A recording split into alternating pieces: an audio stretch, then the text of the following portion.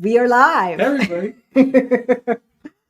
Someone had to go to the restroom at the last Oh, minute. wow. Yep, I Really? told him. I Oh, told him. my goodness. I told him. Oh, my goodness. Then go rush back and talk about it's showtime. It's showtime. Let's go. I did wash my hands, though. Yes, he did. Yes, he did. God. He not like a little kid. Wow. Yeah, I You told threw him. me under the bus. Right, boom, boom, boom, boom, boom, right under that bus.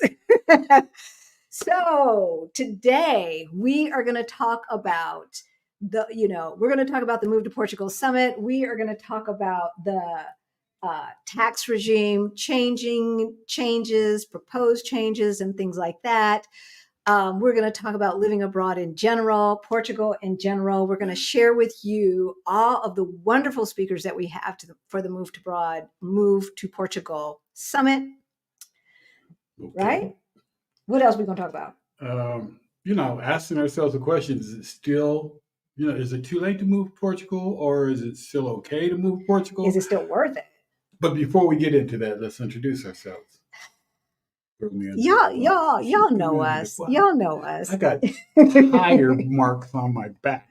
Hi, y'all. My name's Halisi. And I'm Rick. Welcome to our Black Utopia. On our channel, we talk about money, travel, and retiring abroad as we build generational wealth. So, what are we talking about today? I just said it. Say it again, baby. If it's still worth moving to Portugal, or is it too late? My opinion, it's not too late. It's not too late. No. It's not too late. And we will talk about all of that and much, much more. But first, if you are new to our channel, then you might not know. For those of you in the chat, y'all know because y'all family. But for those watching the replay, you might not know about 7.5, 8 years ago, Rick and I got a wake-up call. We were approaching retirement age and we looked at our money and it looked crazy. Crazy. I never know what he's going to do. But about 4 years ago, we got our financial act together and we went from negative 22,000 in net worth to over 1 million. So if any of that sounds interesting to you, please subscribe and hit that notification bell so that you know every single time we drop a new video or go live, which we do every Sunday at 3:30 Eastern time and every other Thursday at 5 o'clock Eastern time. Yes? Yes. Also, hit that like button on your way in. Go ahead, hit that like button. All right. We've got over 100 folks watching so far, so we want 100 likes, y'all. We want 100 likes. Like it. So who are we talking to today? We got our partner in crime, Blaxit Global, Krishan Wright. Yes, we do. Yes, we do. All right, let's bring her on stage. Add to stage. Hey, Krishan. Hey, Rick and Halisi. I am the partner in the crime. Did you hear her throw me under the bus? Watch Woo, her. I did. Watch her. I heard the wheels on the bus go boom, boom, boom, boom, boom. Yeah. Look, y'all know we gonna keep it real. We gonna keep it real. Y'all part of the family. All the folks who tune in live, they're part of the family. But they don't want to hear body functional stuff. Oh. I had heard about it, but I didn't know everybody would hear. So this is how we roll. This is how we roll. For those of you who booked one-on-one calls with us, y'all know. Y'all know we keep it real.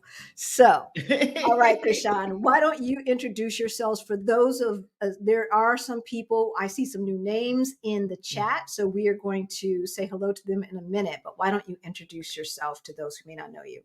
Yeah, and I'm also broadcasting on the Blaxit Global YouTube channel, so y'all already know me there. But for those of you who don't know me on the Our Black Utopia YouTube channel, I'm Krishan Wright. I founded Blaxit Global. I'm also the host of the Blaxit Global podcast. And Blaxit Global exists to empower, educate, and inspire members of the African diaspora, be it us, to move abroad. So if that sounds interesting to you, come be a part of our family too. Yes. Absolutely. Absolutely. You can subscribe to more than one channel. So, yes. Right? Yes. It's interesting because I have been following you before I even knew that Portugal was going to be the place. Mm. Because Wow. I was taking Spanish. That's right. You guys had plans to go to Spain, and Yep, then you ended up going to get residency in Mexico. Yeah. exactly. We got permanent residency in Mexico for those of you who are new to our channel. And we have residency in Portugal because I like choices. Mm-hmm. I like choices. And you Say it just, again. right? And one way to have choices is to get your money straight. The Ooh, other way that to part. get right, and once you have your money straight, and you've got the privilege of the blue passport, it cracks me up because people, we get replay people, not our live people, but the replay Mhm. people getting into the comments talking about why would you want to move to the place that started the Atlantic slave trade? Oh gosh, that one. So I'm right. So do they say that on your channel as Oh my well? gosh, the strangers. Yes, yes. And The I just want to know because you pocket watching. I don't know. I don't understand that whole thing because last time I checked, Portugal might have started it, but America is keeping it going strong.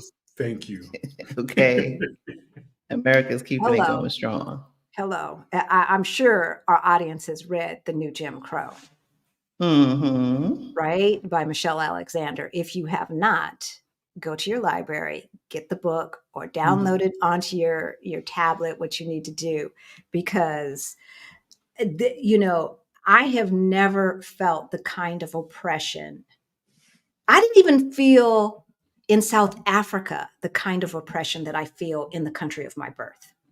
Yeah, I haven't been to South Africa, but yeah, whether or not you are touched by it directly, you're affected by it even indirectly because you'll turn on the news, you'll see someone that looks like you that was innocently shot or had a gun pulled on them.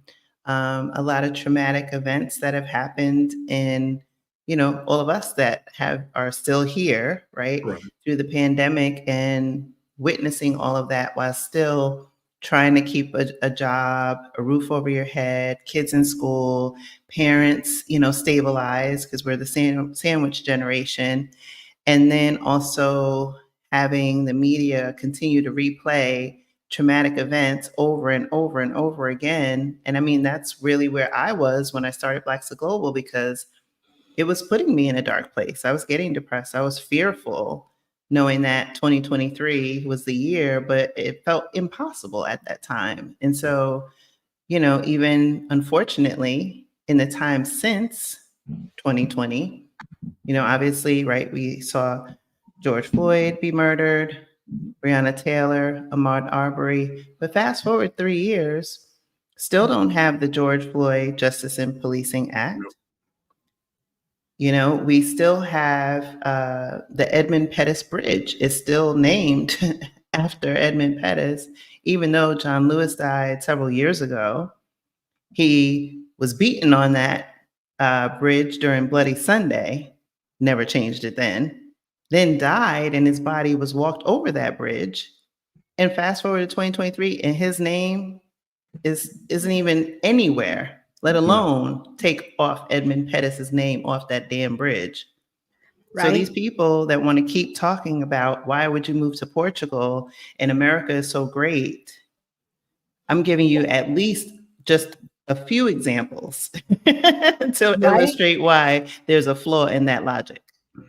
Definitely, definitely. And let's not forget, our right to vote has to be re put to a vote every 25 years. There's a sunset Mhm. on it. And what did they do? So the Supreme Court decided that certain parts of the Voting Rights Act was no longer necessary. And Yes, so, and post-racial right, society. of course. And so, what did certain states do immediately? They closed down polling places to make it harder for people to Yeah, vote, Mhm. right? yeah. They called mail-in ballots cheating, right? Mhm. They basically have created a poll tax for Exactly. those of us who vote for progress over stagnation. Yeah, I yeah. thank God that my state has had 100% mail-in ballots since 2010. Mm. you could ask for a mail-in ballot without an excuse back in 2008.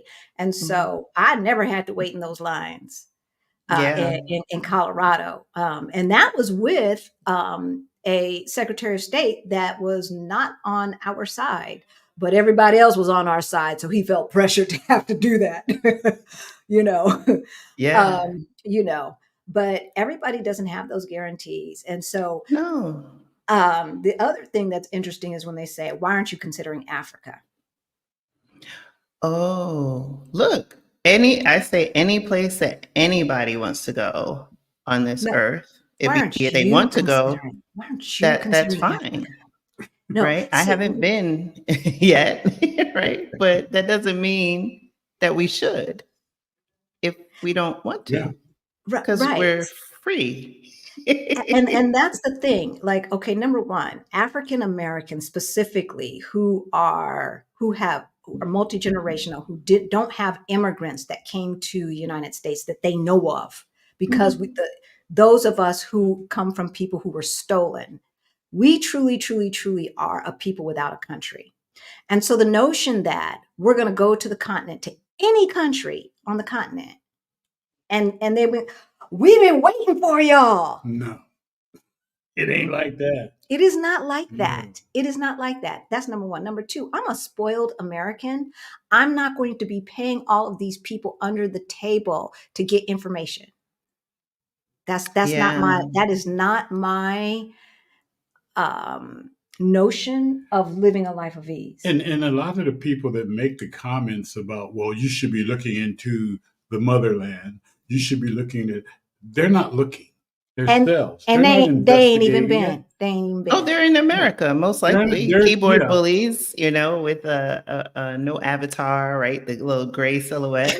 But Until I'll you say put boots on the ground, exactly. and go to these places and see what's going on and experience what's going on. We went to South Africa. We hung in South Africa for a month. Yeah. And went around and everything, and we got showed a lot of love. I haven't been yet. I'm telling you, I'm looking forward to going. So I can't say one way or another. We're going to be there in February. I'm putting it out there. We will be there in February. I keep sending you the plane ticket information, right? But I'm messing around with these points and stuff. So let me mute my computer. All right. I will say this about the continent, right? I've had the pleasure of having several guests on the podcast that have made the transition. They're living extremely wonderful lives. Yes. Ashley in Africa is one of them. Yep. She was on this past season. And, I look forward to going to the continent. One of my siblings has gone and traveled several times within the past year.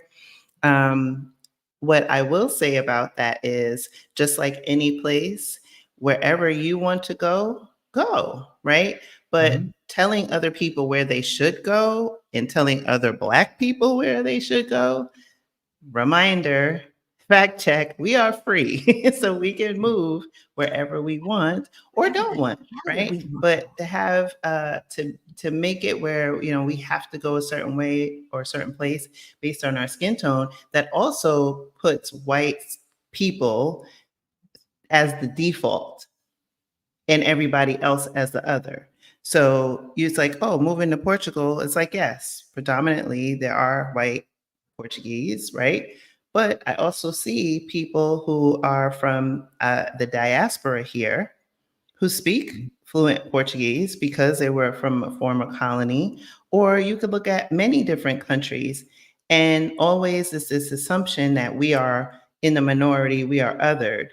And you have to start to decolonize your mind and deconstruct where these thoughts are coming from before you start espousing things that just don't make sense, because we get to the point where we're getting tired and we just don't have to call people out. Look, block.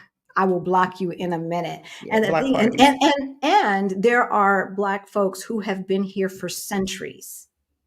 Yes. Just like we've been in America for centuries. Duh.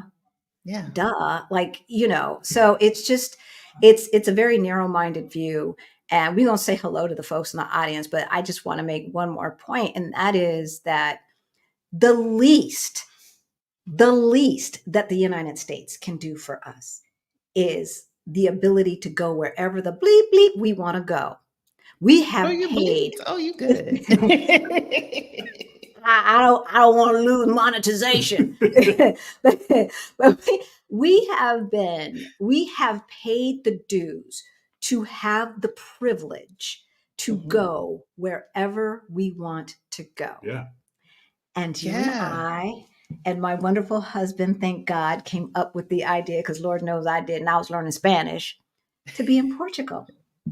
So let's see who else is in the audience. Hey, Anya, good to see you. It's afternoon where you are. It is noite where we are. Karen Yes. Louise, Karen always Louise. good to see you live. Yeah. Cassandra. Hey, V, I'm so There you glad. I'm so glad you were able to make a live this time. Hey, Christy and Greta. Didn't I just see you over on Rashida Dow? Didn't I just see you on Rashida Dow? You just binging today, aren't you? Hey, KB, Regina. Hey, Regina. Two of the speakers that we will have at the Move to Portugal Summit, the Howards. Hey, how you guys doing? Yes. Thank you for tuning in. Wait. Yes. Less than 2 weeks until the Move to Portugal Summit virtual online. Yes. I need to log in to ensure my own words. Yes, definitely. We've got all the talks in there except for one. Well, yeah, that one is in, but the date is still tentative. And that's for the all access pass holders, that one talk otherwise. And we're going to talk about all of that tonight and much, much more. Hey, Helen. From Wilmington, Delaware. That's over in your neck of the woods. Well, your former neck of the woods, Krishan. Oh, yeah. Well, no, Jersey was me. Delaware was a neighbor. Yes. Look, I'm a West Coast girl. Anything so over anything there, on the East Coast blend. That's all them little bitty states. That's your neck of the woods. Okay, I'll take credit for the Northeast. I think there's most of the states over there are kind of safe to take credit for. Okay, yeah, I'll rock with that. Hey, Auntie Trey. Oh gosh, Mrs. Pan American, Mrs. Pa America 02. I'm not sure, baby. I'm not sure. Miss But PA you could, America. but your PA America, PA maybe America? it could be. Pennsylvania America? I don't know. New Jersey. No, she's in New Jersey. So good to see you. That seems like a new name. So welcome. Hey, Moni. Greta King is in the house. Okay, if you all are not part of the Fire Over 50 Facebook group, why not? You do have to be from the diaspora, but you don't have to be over 50. Just be on the path to financial independence, already at financial independence, and you can add value. We have a good time over there, and Greta is one of our main contributors, and I just love her so much. Thank you. She's awesome. She is awesome. Hey, Vicky. Hey, Winnie. Eleanor. Kenya J is in the house. This is to ensure my password works. Please, everyone who have purchased tickets and will purchase tickets once a confirmation is confirmed, please log in to ensure your password works. Oh, okay. To Hey Summit. Yeah, I remember that the first time I signed up for Exodus Summit. I had a few issues, but now them cookies, honey, they work because it never forgets me. Hey, Pinky. Hey, D. Kay Renee is in the house. Cassandra. So we got Peggy is in the house. I'm going to mark the questions, so we will definitely come back to them. Nubia Net, Global Granny. Okay, Ola. That's Olainka. Is that a new name? No. Okay. I don't think so. Okay. It kind of looks familiar. Hey, sweetheart. Thank you for showing up. Nana, Jacinth is in the house. Professor's in the house. My Peace, Latina Yogi, Marguerite. No, Marguerite. You already here, baby. You already here. That's right. Hey, Marguerite. It was so much fun spending time with y'all last weekend at the Freedom Dinner. Simply me, Jametta. I love you all. Thank you so much for joining us. Freedom Dinner. I'm gonna host another one in the spring. Okay, cool. So this is going to become a reoccurring thing. I told. Yeah, because I have new members coming. Yeah, I told Penny she needs to do the same thing. It was so much fun. It was kind of like having a private chef. All of us one big family style table, Yeah. family style serving. The food was amazing. Conversation The was conversation was Yes. amazing. The dancing. Oh, The yeah. dancing, Y'all yes, yes, seen the yes. video of Miss Halisi on the dance floor? It's on my channel for those of you who are new, it's on my Look, channel. my friends say that I can't dance, that I dance like a white girl. She was dancing. So be kind. I got the Be footage. It's on my channel. kind. All right. So we have an amazing lineup. I'm going to open up so I can talk about, this is going to be, if you have not taken Friday off, y'all need to take Friday off. Yeah. Should I open it on my end too? Or let me see if I can do it on my phone because I'm a little nervous about opening another tab. Yeah, I've got my other computer. We are going to start at noon Eastern time on Friday. And so that's 9:00 California time. Now, California people, I'm a Cali girl. We love you, but we would be up till 2:00 in the morning if we didn't start till 9 a.m. You don't want to see me up Pacific past time. midnight. Although I was last night because I was out in these streets again. Yeah, I'm like, and where's Krishan? Why isn't she answering my texts? So I was out in these streets again. we get started full-fledged with Border.io, starting an online business and moving to Portugal, just right off, boom, right into it. And then go into estate planning and wills, because we have learned so much, right? Mm-hmm. That your will from the United States does not necessarily translate here. In Portugal. Right? Your will, your estate planning, all of that stuff, especially if you plan to buy real estate here. And we got all of that done before we left. I had been talking about doing it for 10 years. Mm-hmm. It's important to do. It's important to do. And I actually still have to do mine because I switched states before I left. So I need to do my will in Florida, excuse me.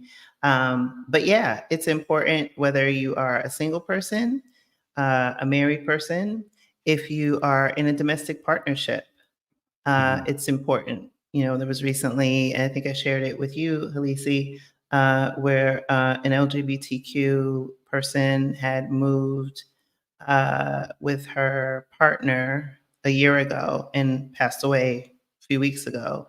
And because their partnership, their relationship was not memorialized in Portugal, that caused a whole issue that they didn't see coming. No one would have. Right.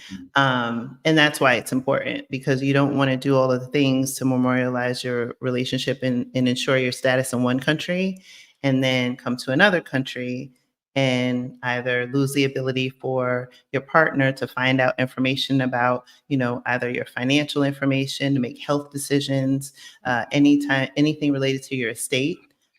Even me, right? I'm divorced. And so, there's no way in hell I want my ex-husband to get anything. So it's like, I want to make sure like that is very clear that I am single, right? And so that's why you want to make sure that you kind of, dot all the I's, cross all the T's. And that's why this session is really important, because, we were learning as well as we were doing this. And these are things that aren't often talked about. People focus more on the steps of, oh, I need to get, a NIF. I need to have a bank account. I need to do, all the things on the checklist. That is not on the checklist, but that is probably the most important thing you need to consider. So behind the scenes stuff. Yeah, exactly. As a matter of fact, hey, Killer Queen from Barcelona. Yes, reach out when you're in Lisbon. So we are going to have an attorney at the summit talking about that. The other thing is that even for marriages between opposite sex, that you assume translates over, since same-sex marriage is not legal in every single country in the world. Correct. That's not necessarily the case either. So there's a lot to learn. And as many channels as I watched in preparation and things that I read in preparation to move here, I had never heard the information that Sandra Gomes Pinto was letting us know about. So, Yeah. right? So Yeah. she is going to be speaking on estate wills and trusts, and she's also going to be talking about the visa process. So one is on Friday and one's on Saturday. So yeah, I was like, well, maybe we just go ahead and have another wedding because I want to wear a white dress again. Wear what? See, y'all see this? Wait, what? A white dress. For what? Can I be a witness? You said for what? If we're gonna wear a white dress. Yeah, to get married again here. Okay. Good answer, Rick. That was good. That was good. I did not believe the words coming out of his mouth. Payback. No, but you know what? He's got that smile, so you just believe it. that he knows I'm a sucker for his smile. That's why. Look. And then, so for the all access pass holders on Friday, we are going to have a salon with some Black English speaking immigrants. I'm not sure if they're all American, but English speaking immigrants to Portugal. Mm-hmm.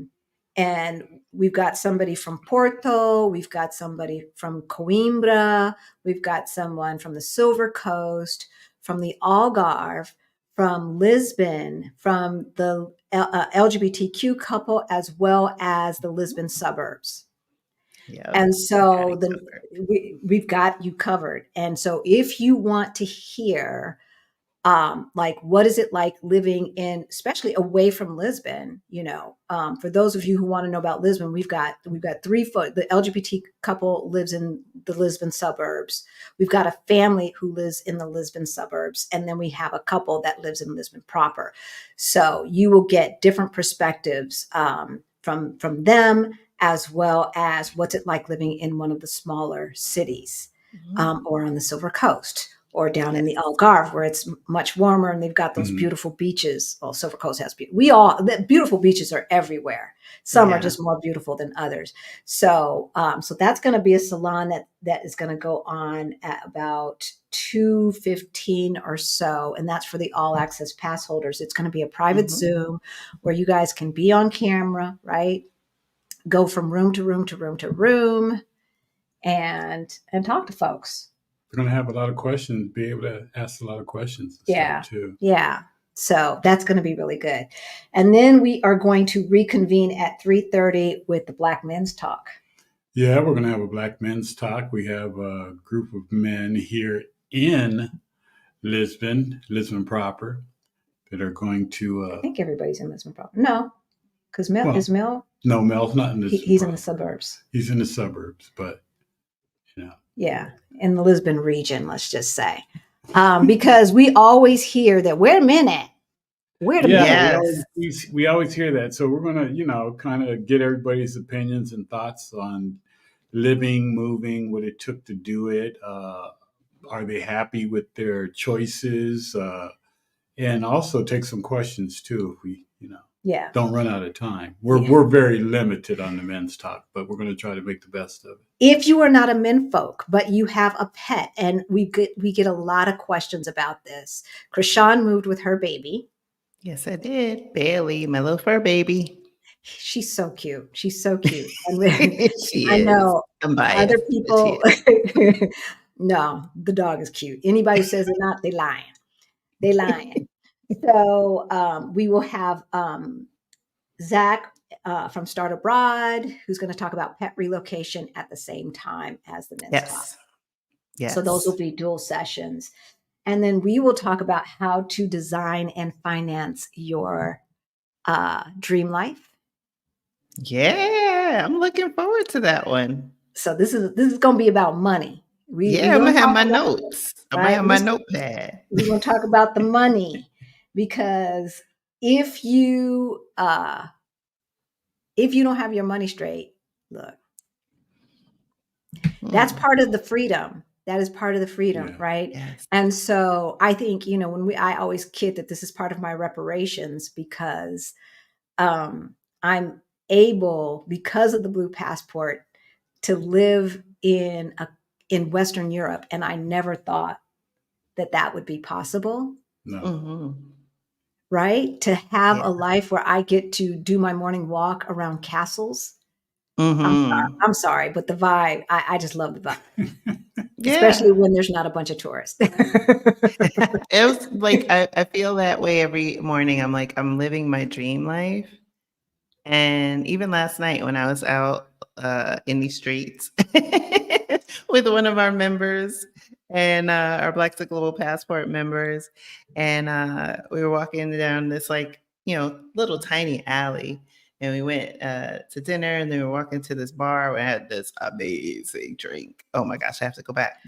But Oh, I'm going back with you. You you sold have me. to go. I mean, You that knocked sold my me. socks off. I was just like, what kind of sorcery is happening right now? Wow. So I have to go back. That's a given. And I was walking and then I started hearing Fado music. And I'm like, oh my gosh. I'm like seeing, the cobblestones and it was a nice night, even though it was raining, but it was, misty and just a nice fall evening. And then, you see the lights and the architecture. And I'm like, this is my life. This is my Yes. life. It's like out of a movie. I was like, this is my life now. This is Yes. my life. This is not Right? me sitting on my couch in Jersey and then going in my bed and marking another day off the calendar. Because that was Right? literally my existence. Oh, yeah. Yeah. I can't say that mine was too different. Um, Mm, I really can't. Um, I was so depressed. Layla, the same. entrepreneur, it looks like the entrepreneur. I like that Lord. name. Hey, Krishan. So, Mhm. I see she, Marguerite. She said she's going back too. Yes, Marguerite, you coming? right. So, I just love, I'm putting you guys up on screen, nothing to do with what we're talking about, but just, we've got folks who are tuning in late. So we are talking about, is it too late to move to Portugal? We are going to talk about more about the non-habitual residence tax regime. When you look it up in Portugal, it's RNH because the residencia comes first. Um, but first, we're going to talk about the summit that's coming up. If you are watching this from the future, hey, it is not too late to purchase your ticket to the summit.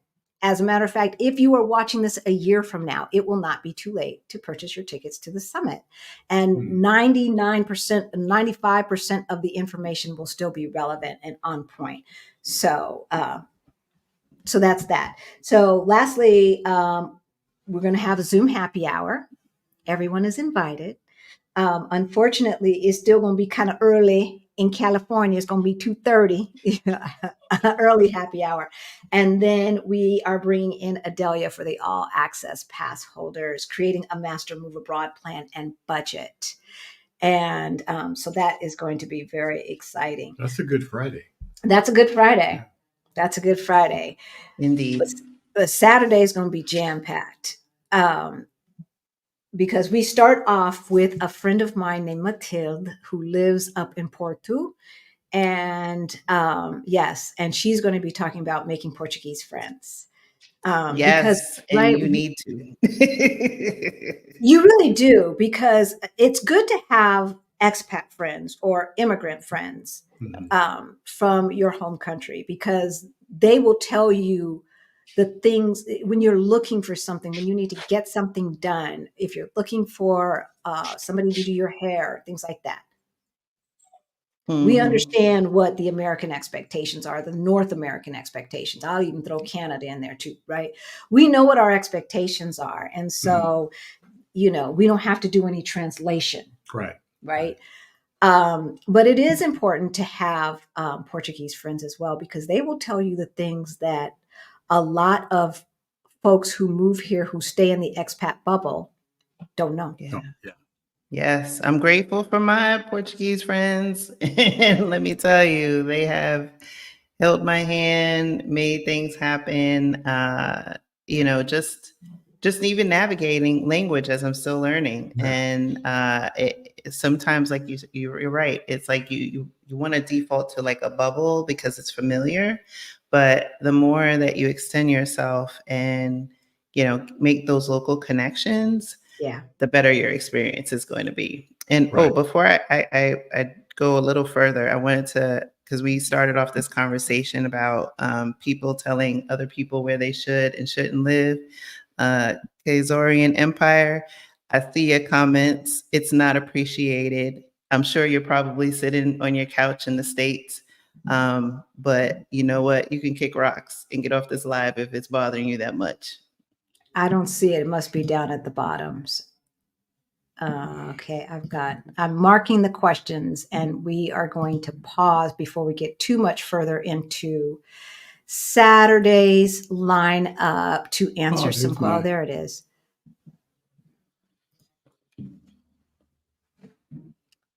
So we started off talking about this, dude. Mm-hmm. We started off talking about this, but I will talk about it some more.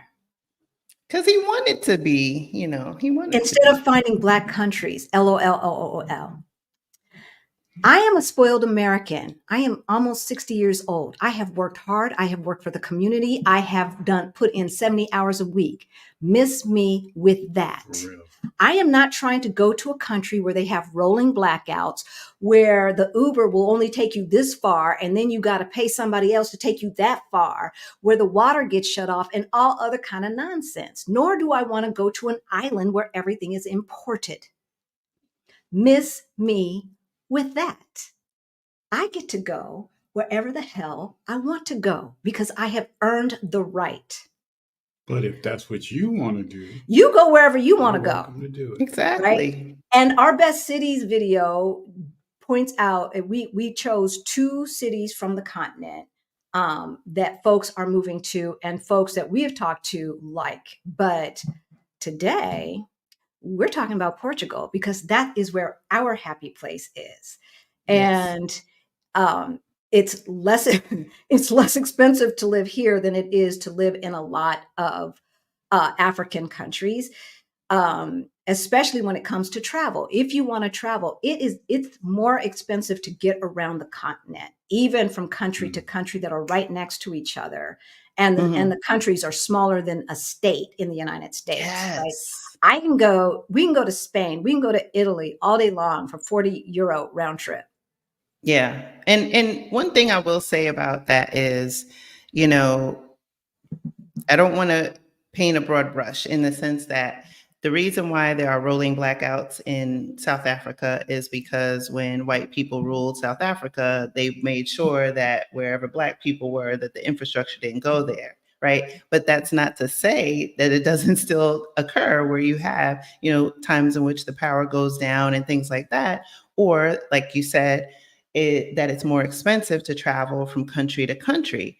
Those are facts. Those are facts. It's still I have family who lives in a relic South of Africa. colonialization, which isn't Thank you. completely done because we also have Chinese people that are going over and investing in the continent and keeping, neo-colonialism alive. And so for the people that are riding strong for this is where we should go, I'm not saying don't live there or don't invest or don't build up, but don't ignore and point the finger at white supremacy, not the people who choose to go other places. Because again, it goes back to decolonizing your mind. Don't think you're going to sit there and espouse all that and I'm not going to come back at you or that I don't know. A. B, I have family that lives in South Africa and they are very wealthy. So it's not just the poor Black neighborhoods with the rolling blackouts and the water outages. Yep. Okay. It's not. Yep. It is not. Also, when we go over there, this did not occur to us in South Africa because I think they have such a similar history. But in other countries that have a little bit more distinction with tribes, we are the other. We are not their brothers and sisters. They do not view us that way. And it is not my job to change their mind. Once they have decolonized their mind, because see, they like our rap. They like our swag. They like the way we dress. But then they say we have no culture. Not all Africans, of course not. No. but too many. And too Yeah. many of the immigrants that came to Colorado told me when they first came, they were afraid of us. Oh Mm. yeah. They thought that we were like boys in the hood, that every single Black person in America was like boys in the hood. Yeah. Yeah, and again, it's media, right? In this It's stereotypical ubiquitous. view and lens by which you see the world. Many of our view of the country is based on what we've seen in the media. When I was growing up in the 80s, kids on TV, and I talk about it on the podcast, with distended bellies and flies. And it's to reinforce that, oh, you're better here. And conversely, on the continent, they're seeing either, other images that are just stereotypic, like everybody's throwing money out the window, or, people walking around that live in the projects. Like there's just a myopic view. And so what I want to go back to what I said earlier about decolonizing your mind, it happens on both sides. We have to start to come together as a people and realize that we are not the enemy, right? And by Right. continuing to perpetuate this divisiveness is just continuing to keep us in environments where we are treated as second-class citizens, even in our own homeland. And, and I'll leave it there for now. I'll leave it there for now.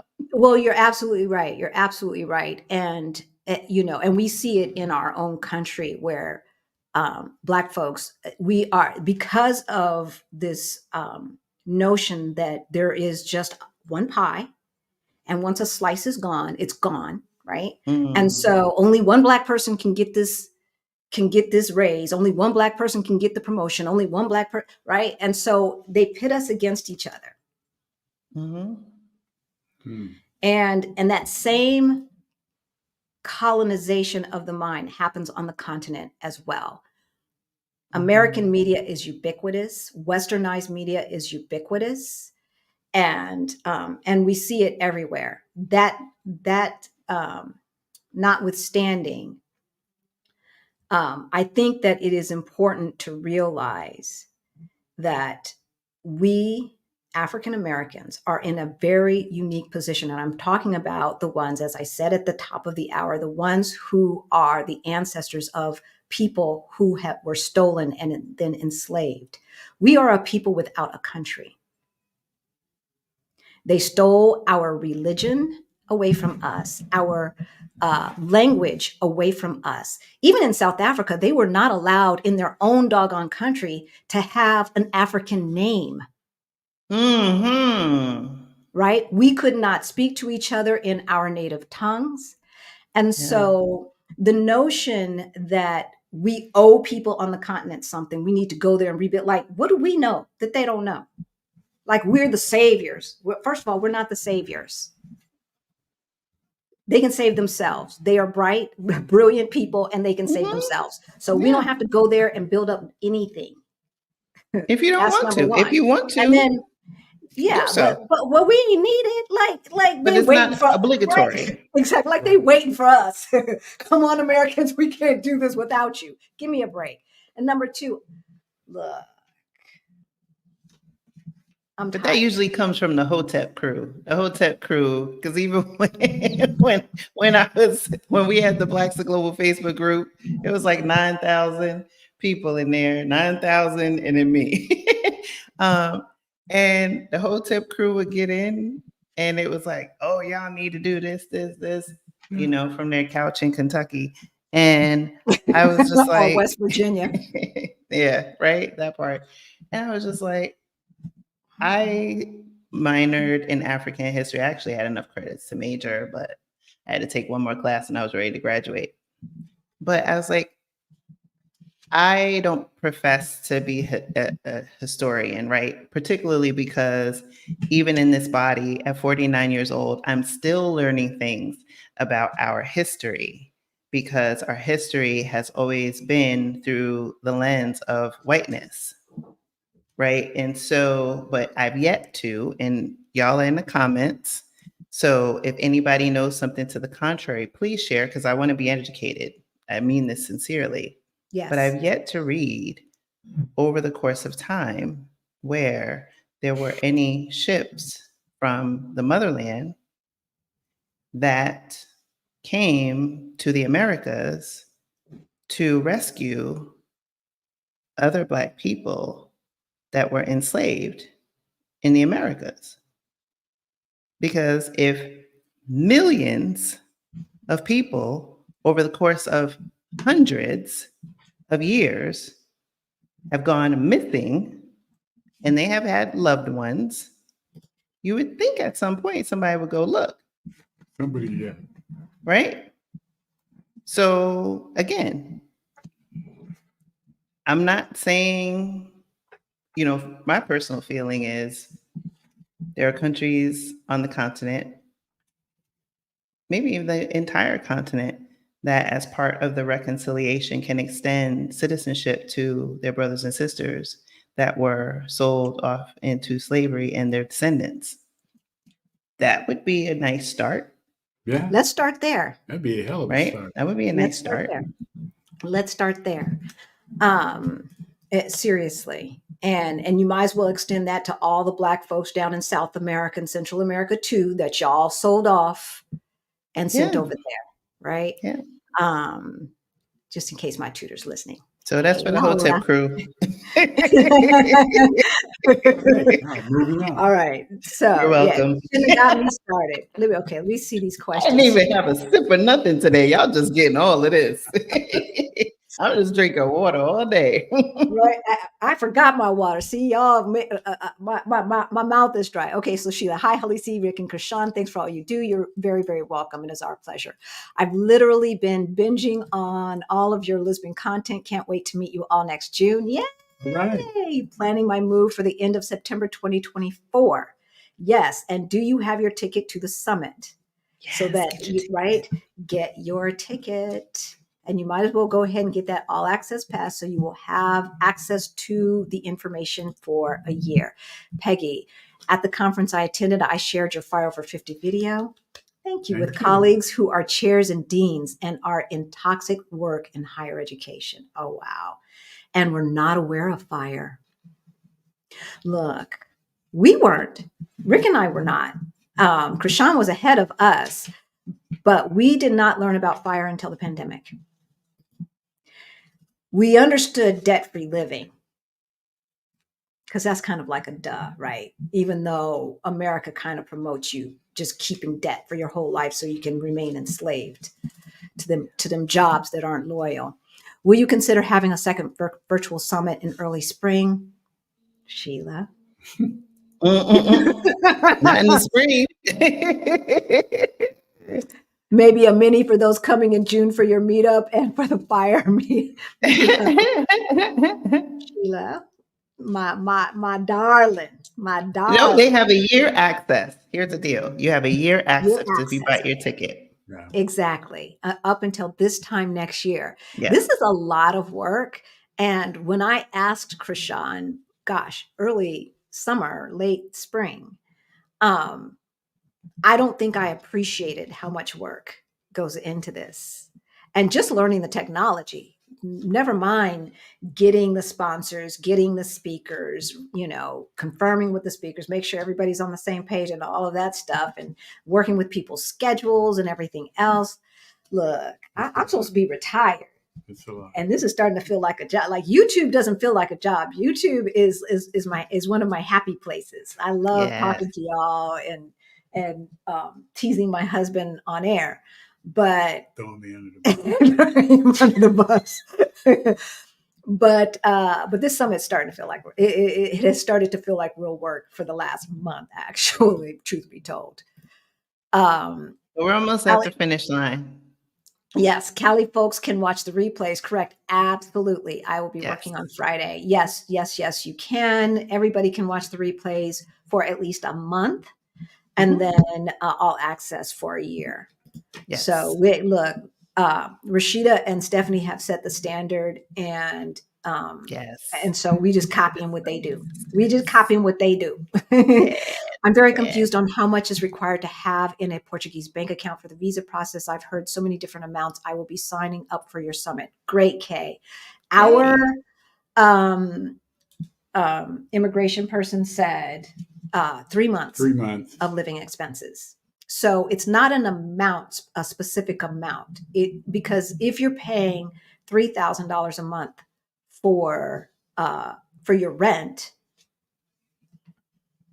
versus what we pay, which is 1,300 euro a month, 3 For months that worth of beautiful living space. expenses. I know. Krishan came over to our house the other day, got some grits. Got some grits From a grid. because hers exploded in her suitcase. Poor thing. But yeah, so 3 months worth of living expenses is what we were told, and we got approved. And so what 3 months is for one person is not going to be the same for another person. So yeah. I wonder if the Portuguese zero inheritance tax trumps the USA and Cali grab for inheritance taxes. Cassandra, we are going to have someone, Katrina, who we've had on the channel before. I don't know if she's been on the podcast, but she is an expert in U.S. expat taxes. Yes. And I keep using immigrant and expat because I think you can be both at the same time. I don't buy into the notion. I'm an expat from the United States. I'm an immigrant to Portugal. I see my brother's in the comments. Is your brother in the comments? Yes. He said about the exploding grits. Yeah, you had grits dust everywhere. Exactly. Everywhere. There was something my poor else. Luggage. Something else that I saw in the comments. I got my passport and some plane tickets to Lisbon. Yes, Jess. Yes. The first step, get your passport. Y'all, yes. If you don't have a passport, regardless of whether you want to visit Portugal or move to Portugal, get your passport, because after the 2024 election, who knows?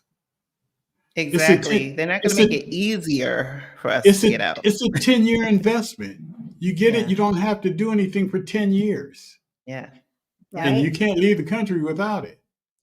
So Layla says Africa doesn't align with her values. I mean, that's not the whole continent necessarily, but there are a lot of countries on the continent that are anti-LGBTQ. I'm against anything that is not in line with love. I come from a place of love, and where is the love in those statements that some of those leaders make? I don't see it. I don't feel it. I don't hear it. They say it's about God, but God is about love, and those statements are not about love. So that's my story, and I'm sticking to it. My son used to call me on that. I used to say stuff, and he'd say, "Well, Mom, where's the love in that statement? Why am I being preached to by my child, throwing my words back in my face?" That's when you know you did a great job. Oh, thank you. That's a good way to look at it. Okay, I'll look at it that way. Hey, there's Craig. Hey, Craig. Good to see you in the chat. Okay, so if you have a question, put a Q, and then we're going to get to Saturday. Hey, Rick and Halisi, can't wait for the summit. Yay, Michelle. Less than 22 days left for our trip to Portugal. Hope to touch base when we're there. Send us an email, and if we have recovered, we would definitely meet you for coffee. Our email address for all of you, y'all know that YouTubers have their email address on their YouTube channel. Most do. Yes. All you have to do is go to the About tab, and the email address is right there. All there. So ours is hello@ourblackutopia.com. I don't mind it. I give it out because if somebody spams, I'll just block them. So Sheila, for Krishan, do you know when in spring you will have this next freedom dinner? Yeah, that's a great question. I'm looking at probably April. Yeah, March or April. I'd like to aim for that. We have some members that are coming in. Actually, we have a member that came in, a new member to Blaxit Global Passport that came. And then we have about 4 more members that are trying to make it in before the end of this year. So we really want to make sure that, we get everybody together. And I'm so grateful that, the extended community, like Rick and Halisi, came and welcomed us with open arms, and some of our other former guests. It was a love fest. And so I'm glad to see that it was received so well. And I definitely want to do it in the spring. So I'm thinking maybe like April, maybe. But my brother is coming to visit, so I don't know. It might be when he's here. I don't know. But I'm thinking April. Well, we decided to partner with Krishan for our meetup in June. Yes. So that is going to be the around Juneteenth. We're not doing a Juneteenth thing, but Our Rich Journey usually has their meetups the week after Juneteenth. And I'm assuming that has not changed. And so if you're coming for Our Rich Journey, you might as well just come early, do Juneteenth with whoever's doing Juneteenth, do our meetup, and have a And that's my birthday month. So cool. There you go. That'd be my 50. My 50. Oh, wow. See how young she is? See how young? I am. She's young enough to be my little sister. I don't have a sister, so yeah, okay, that could work. Other people who are not Black and brown believe that we are the worst, thanks to President number 45. Oh gosh. Let's not even talk about him. That did not help. That did not help. But I'm going to tell you. So I'm sorry, sweetheart. I do not read Portuguese that well, Karine. And she lives in Paris. And so you have 3,000 in the bank account. Pain and cancer, 300 million. Que quiero dar pessoas. So I want people who are honest and confiding, I guess. So I understand about half of the words. I think I got some of what it is. But yes, you can send us an email. Yeah, definitely send us an email. I don't want to give you misinformation on a little bit of what either of us understand in Portuguese. Yeah, I'm looking at it right here. I have a serious illness that's killing me. Yeah, I know. Cancer, blah, blah, I got blah. that. Oh, 300,000 euros in the bank. And wants to give to somebody honest. Yeah. So send us an email. I don't know. Hopefully you're not an African prince and it's not one of those things. But if you are serious, we give scholarships we'll do it for the Blaxit Global Passport. We'll do it for Beyond the Bling financial course. If you were serious, as well as send some Black women on sabbatical, like we will find a use for the money. That's not our pockets necessarily. Sheila, no ticket to the summit as I own my own business and will be a vendor at a conference. Did you mention earlier that we can have access to the summit after? Yes, Sheila. So the all access pass holders get access to the replays for a year. And then except for the salon, because there's going to be 5 or 6 different rooms and there's just no way to record all of that. The technology just doesn't exist yet. But everything else will be available for a year, and then for the general pass holders for a month. All right.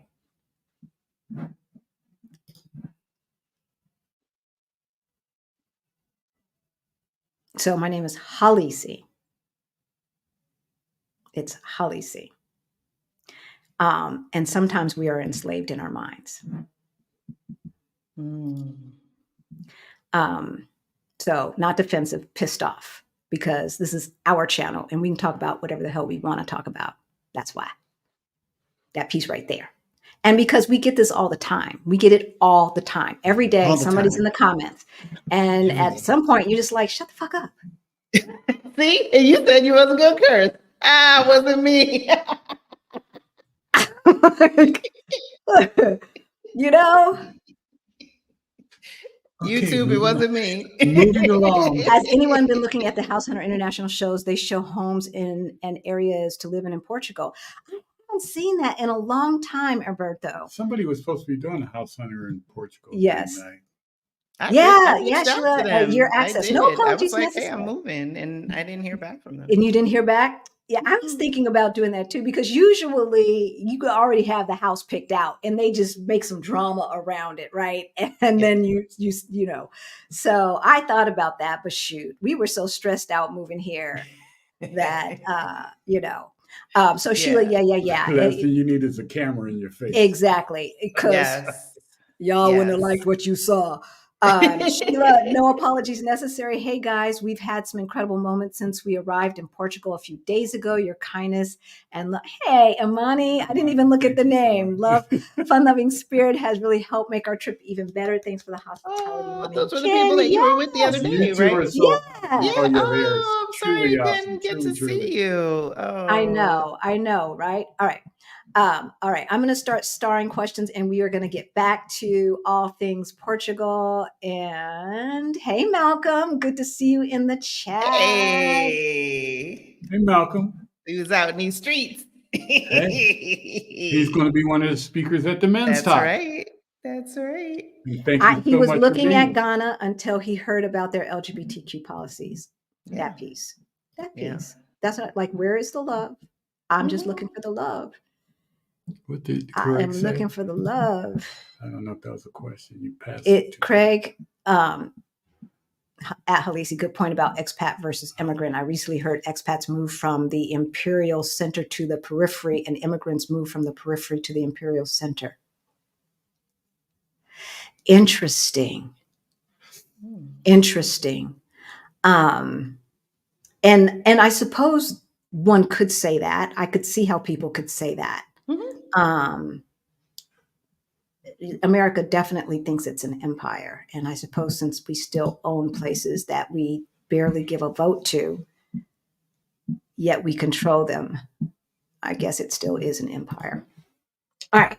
So on Saturday, we are going to start with making friends, and then we're going to get right into it with Libria Jones. Yes. So y'all looking for work? How do I move about my job? How do I get another job? All of that other stuff. Digital nomad Yes. visa. Can I get one? Now she's not going to talk about digital nomad visas. She's going to talk about that remote job. But think about And the she believes bridge, in right? 6-figure remote jobs, not minimum wage remote Yes. jobs. All Yeah, right. she is the queen of remote work. Some of y'all have seen her at Exodus Summit. She's been a speaker several times. We are very grateful to have her for our summit.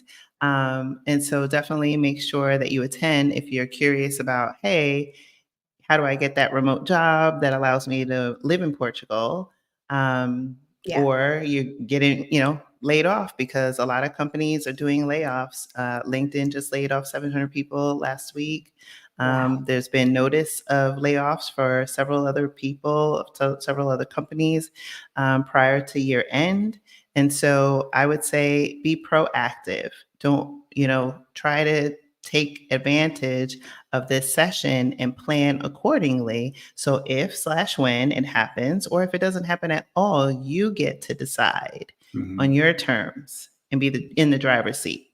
Exactly. And the other thing is because if you are concerned that the favorable tax regime will not be around by the time you save up the money you're trying to save up and pay off the debt you're trying to pay off, and this is a way to move faster, right? Yes. And because people always say, well, what's the job market like in Portugal, babies? One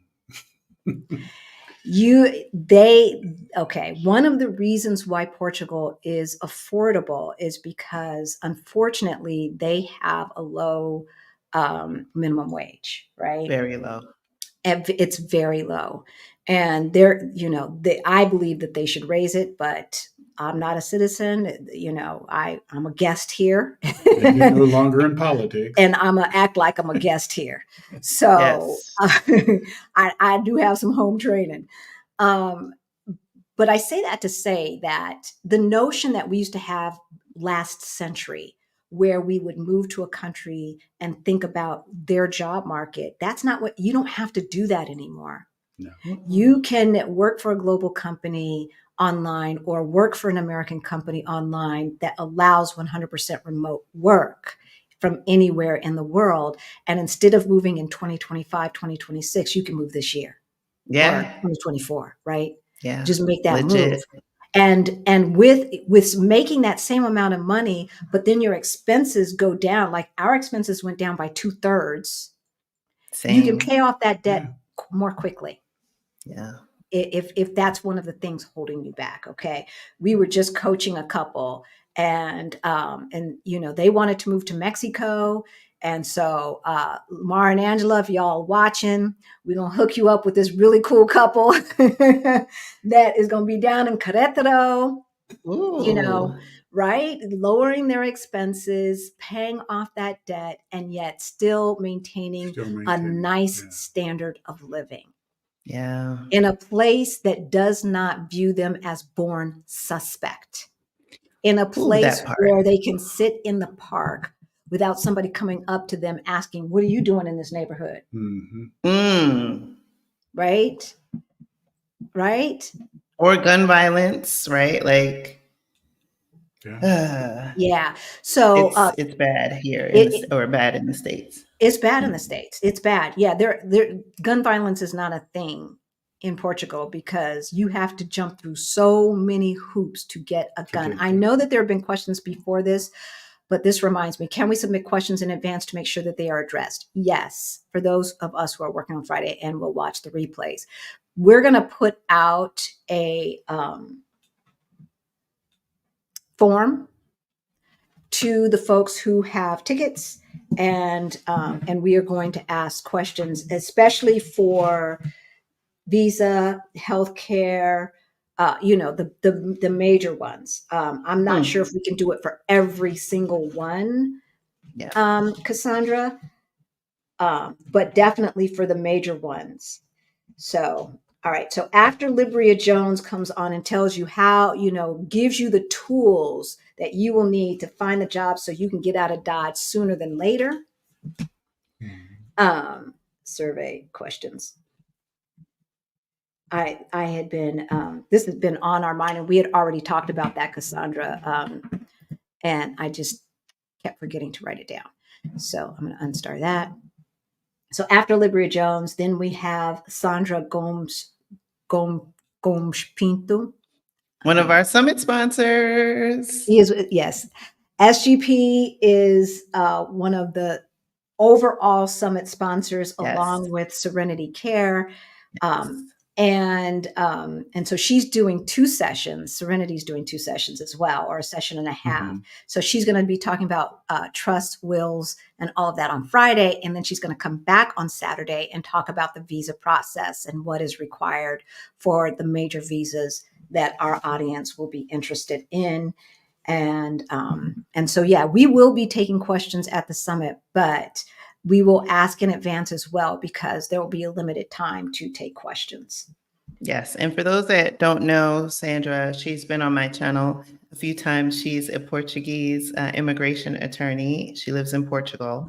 And so for those of you who have, visa questions, I say this summit is your one-stop shop. If you're interested in moving to Portugal, it's not taking, information from a live or what you saw on Instagram and then kind of piecing together something you saw on TikTok. This is your one-stop shop to get all of your questions answered by experts, right? We've gotten attorneys on business, attorneys on immigration, tax professionals, real estate professionals, healthcare pros, right? That can give you solid information so that you can get to Portugal that much faster, right? So just keep that in mind. If you're on the fence and you're wondering why you need to get a ticket, that's why. that piece right there, because you can go between Facebook and YouTube and IG and this and that and get all kind of the lady was saying, conflicting information. Yeah. Yes. Brooklyn Queen is chiming in about hoteps. Okay, so but sorry, Halisi. Also, if you had to pay these people individually for their time to answer your questions, it would be more than the cost of the ticket. So it's an investment in you. Yeah, even more than the all access pass. Correct. Okay. I'm just trying to make sure I don't miss it. So I'm starring the questions and we will definitely get to them. So after the visa process with Sandra, then Krishan is coming on. What are you going to talk about? I don't know. What am I talking about? I'm talking about moving abroad and trauma and adjustment, right? Is that what I'm talking about? Yeah. At least right now, that's what I'm talking about. No, but the short version of it is moving abroad, you're gonna have a range of emotions. And I talk about this actually in the Blaxit Global Move Abroad course. There's a range of emotions, and you're going to go from overwhelm all the way to when you're settling in. But along that journey, right, it's not linear. There's going to be, things that disrupt you. On days you're going to feel really, really high, and then other days you're going to have loneliness set in, or second guessing yourself, or the overwhelm of, being here and navigating not only a new land, but making new friends, trying to piece together language and understanding your environment. And so, and before I forget, much needed healing, because what also comes up and has come up for all of us, and I don't like making big statements like that, but I think that it's pretty accurate, is that your body and you will start to decompress from the trauma of being in the United States. Right now, for many of us, and I say this 7 weeks today, right, out from the US, I wasn't fully prepared, even doing this, right, for several years, for the first couple of days and weeks, just feeling like, and I say this, I've said to some people jokingly, but not really. It's like, I feel like I escaped from prison. And just realizing, and coming down from the default, right? You just being able to keep your guard up and move along to get along, and to go to a place and live in a place where you have safety, where you have agency, where, people are kind. That also can help you start to acclimate and look and discover each other's humanity. But you can't ignore the fact that you've just come out of a traumatic experience. So we're going to unpack that in that session. Yeah.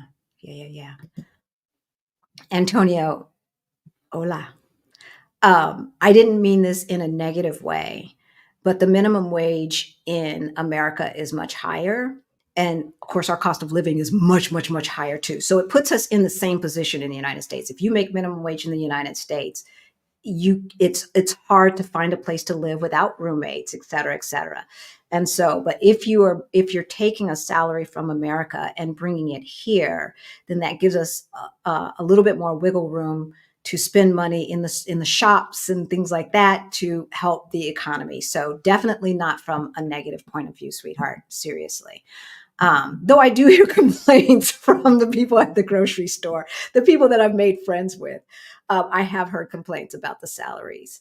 But yeah, I recognize that there are some countries that have even lower salaries, but they're not Portugal. We don't want to live there. We want to live in Portugal.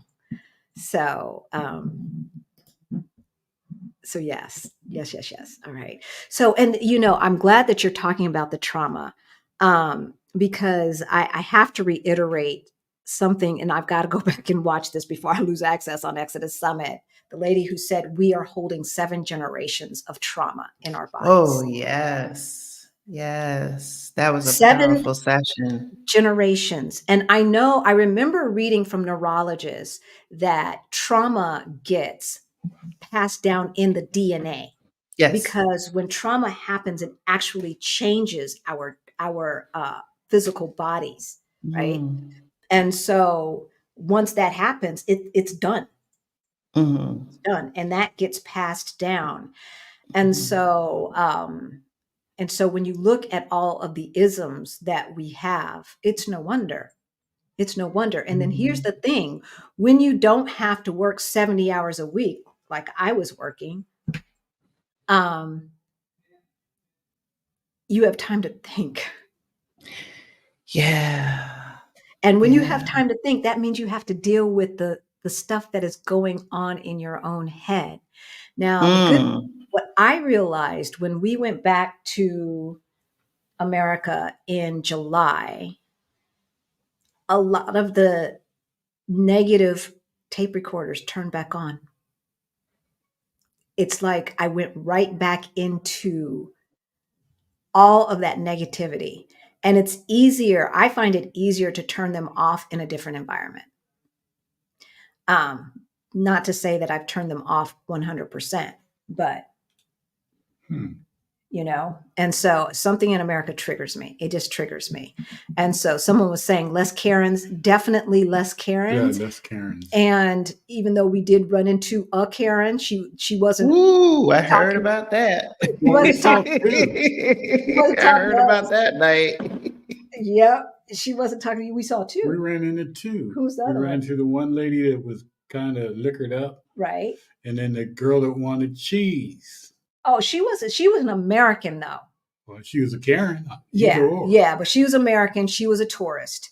And that's why we left. I mean, we were at the taco spot, La Macarena. Yeah, I love the taco spot. And she was white girl drunk. I wasn't there, but I heard about it. Right? I know Malcolm told you. This little girl, because she definitely looked younger than our youngest son, right? Screaming at the top of her lungs because, see, they speak Spanish, even though they're in Portugal, they're Colombian, right? The owner's Mexican. And like, because if she talks louder, then they will understand the words that are coming out of her mouth, right? So screaming at the top of her lungs about, I was waiting for her to take money out and just start throwing it. I'll pay for it. When you told me about that, I was like, what? I was embarrassed for her. I wasn't embarrassed for her. Y'all look good, because I would have taken my camera out and been like, so we're blasting this now on Instagram. I wanted to. He wouldn't let me. He would not let me. He was getting all protective, and you gonna make me catch a case and this and that. Look, she's not a dude. I would have jumped in her face, little girl. Oh my gosh. I can't say I can't believe it, but it's unfortunate, right? Because, you know, Americans here are in the minority. Very much so. And it's just uncalled for. And it's not, you know, exclusive to Portugal. I mean, we see stories all the time of Americans going to other countries and doing things that they shouldn't, like they have no home training. And like it's unfortunate. Yeah. Zip damn fools. As my and Greta said TMZ footage. Yes. Yes. So after we talk about the drama and trauma, we are going to schooling in Portugal. So if you believe that you need to wait until your kids do X, Y, and Z, graduate from this or that, we are here to dispel that myth and talk about not only how you find schools, but also that this can be something that enriches their lives. And I'm not saying that there's no racism here. I'm not saying that. No. There's racism is global. Anti-Blackness is global, but it's not lethal here. No. Does that mean that no innocent Black person has been killed here? Of course not. But they're not being killed every day like they are in the United States. I had to go back to 2016 to find an incident, and that happened in the jail, which does not make it right or okay. But we're dealing with it daily in the United States. Every single day, an innocent Black person dies at the hand of somebody with a gun. Yes. And what does that do? What does that do? The knowledge that can happen, what does that do every time you leave your house, every time your kids leave your house or your view? You want to be with them all the time, clipping their wings and stuff because of the drama and trauma of living in the United States. So we're going to talk about schooling in Portugal. They don't have active shooter drills here, babies. Or bulletproof backpacks. You know? Or teachers with guns, because good guys with guns. Yeah, or whiteboards that also act as like bulletproof. Like they have this new thing now. Yeah. Really? Yeah, where you can. Oh my It's gosh. let me tell you, It's out of control. it's crazy. It was a challenge that last year getting my daughter finished in school because there were many a days that I was getting, lockdowns over, a gun or a suspected gun. And, nobody should live like that. No, no. And I feel like we lived in one of the epicenters, right? We had Columbine and the Aurora Theater, Yeah. right? Yeah. Yeah. Something about the mountains, the lack of oxygen. I don't know. Hmm. So Yeah. after schooling in Portugal, we are going to be talking to Raquel about starting a business here in Portugal. Another sponsor, another summit sponsor. Yes, yes. And boy, it was so interesting talking to her. So much information when you and I had that little pre-talk with her. Yes. So that is going to be a good session, and then we will round it out with Sandra, who's going to come in and talk about Portuguese taxes, tax laws, and the latest on the NHR, that's non-habitual residency tax regime. And then for everyone, our Black expats are coming back, y'all, for a Yes. panel discussion from all over the country. And so everyone will get a taste of them. And we've got like 6 different families slash people or different regions of the country that will be talking about what it's like to live there. That's going to be less interactive because we'll have less time to answer specific questions. But for those who have the general pass, you will have access to them as well. And then our good friend Katrina is coming back to talk about expat Yes. taxes. Yay! And then we're going to wrap up the day. It's going to be 11:30 at night here in Portugal. Yes. Yeah. Yes. It is a full day. So let's see what you guys Yes. are asking. Doesn't Ghana and a few other African countries offer dual citizenship to African Americans, including South Africa and Kenya? I knew about Ghana, but I don't think it's as easy as just showing up and saying, I want it. South Africa, I mean, you can get dual citizenship with any country that is friends with America. And so not Russia, not North Korea, but South Africa and Kenya should be, and Ghana, yeah, definitely. But is it more simple because we are from the diaspora? I heard it was for Ghana for 1 year, but I don't know if they still have that program going on. I'm not positive, but yeah, you do not have to give up American citizenship to get citizenship in another country. So our goal is to become Portuguese citizens. Then we will be Portuguese / American citizens. We will have 2 passports. And I have no interest in getting a Mexican passport because then we have to stay in country a certain amount of time. Permanent residency is better. There you go. Right? Odd, right? What is the best place?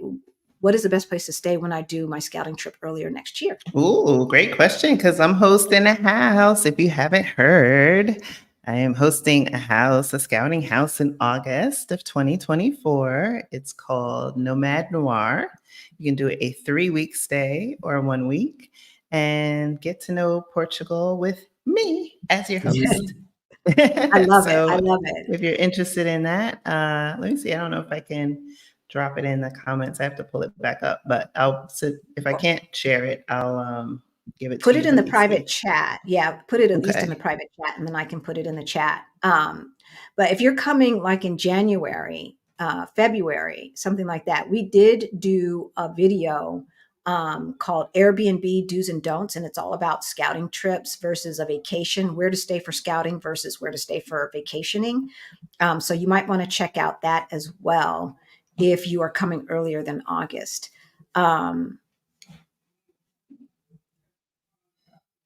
If money is not an issue, I would stay near Avenida Libertad if it's Christmas time, if it's the holiday time, if it's after that, only because it is so pretty. isn't it? It's very pretty. The Christmas lights and everything. Oh my gosh, it's just gorgeous.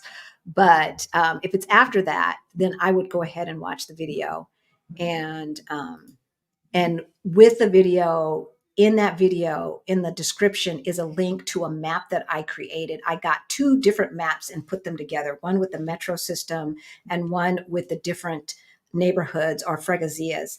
And you can, I superimposed it so you can see where the metro goes and plan to try and stay closer to a metro. And that will give you easier access to the city. Mm-hmm. When are you getting together in June? Is this around the same time as Amon and Christina? Yes, it is earlier that week. So they usually start their meetups on Thursday. They go Thursday, Friday, Saturday, and then Monday in Porto is usually how they do it. And right, because Saturday is usually in Coimbra, and then you get a day to get up to Porto. Yeah. So we will do that Monday and Tuesday, off Wednesday, and then Amon and Christina's meetups. And I don't know, like, I'm assuming that any kind of Juneteenth celebration will be that the weekend before Juneteenth, because it doesn't fall on the weekend this year. Okay. Regina asks, I plan to be in Portugal for a couple of weeks in June, but Krishan, I understand you will be doing some house program in August. Why would it be a good idea for me to come back in August? Because I'll be your hostess with the mostest. The only reason why I'm not doing it in June is, one, I'm doing the meetup with our friends, our Black Utopia, and 2, it's my birthday month and I'm turning 50, so I want to turn up. So and not be responsible. Exactly. I thought about it. I was like, do I want to do something in June? And I'm like, I'm turning 50. I gotta be celebrating. I gotta get my yacht. I gotta just be having some fun. And well, then here's my back. suggestion. Regina, you're gonna come to the summit. You're going to see Libria Jones's session. You're going to get this 100% remote job. And then you'll just stay June, July, August. Stay for the whole 3 months. Use up that tourist visa. That's my suggestion. Yeah. You could do that too. Yeah. Okay, so it's the 20th through the 24th. Yep. Okay. So let me look at the calendar. See, I gotta check my emails. They email me at my junk email.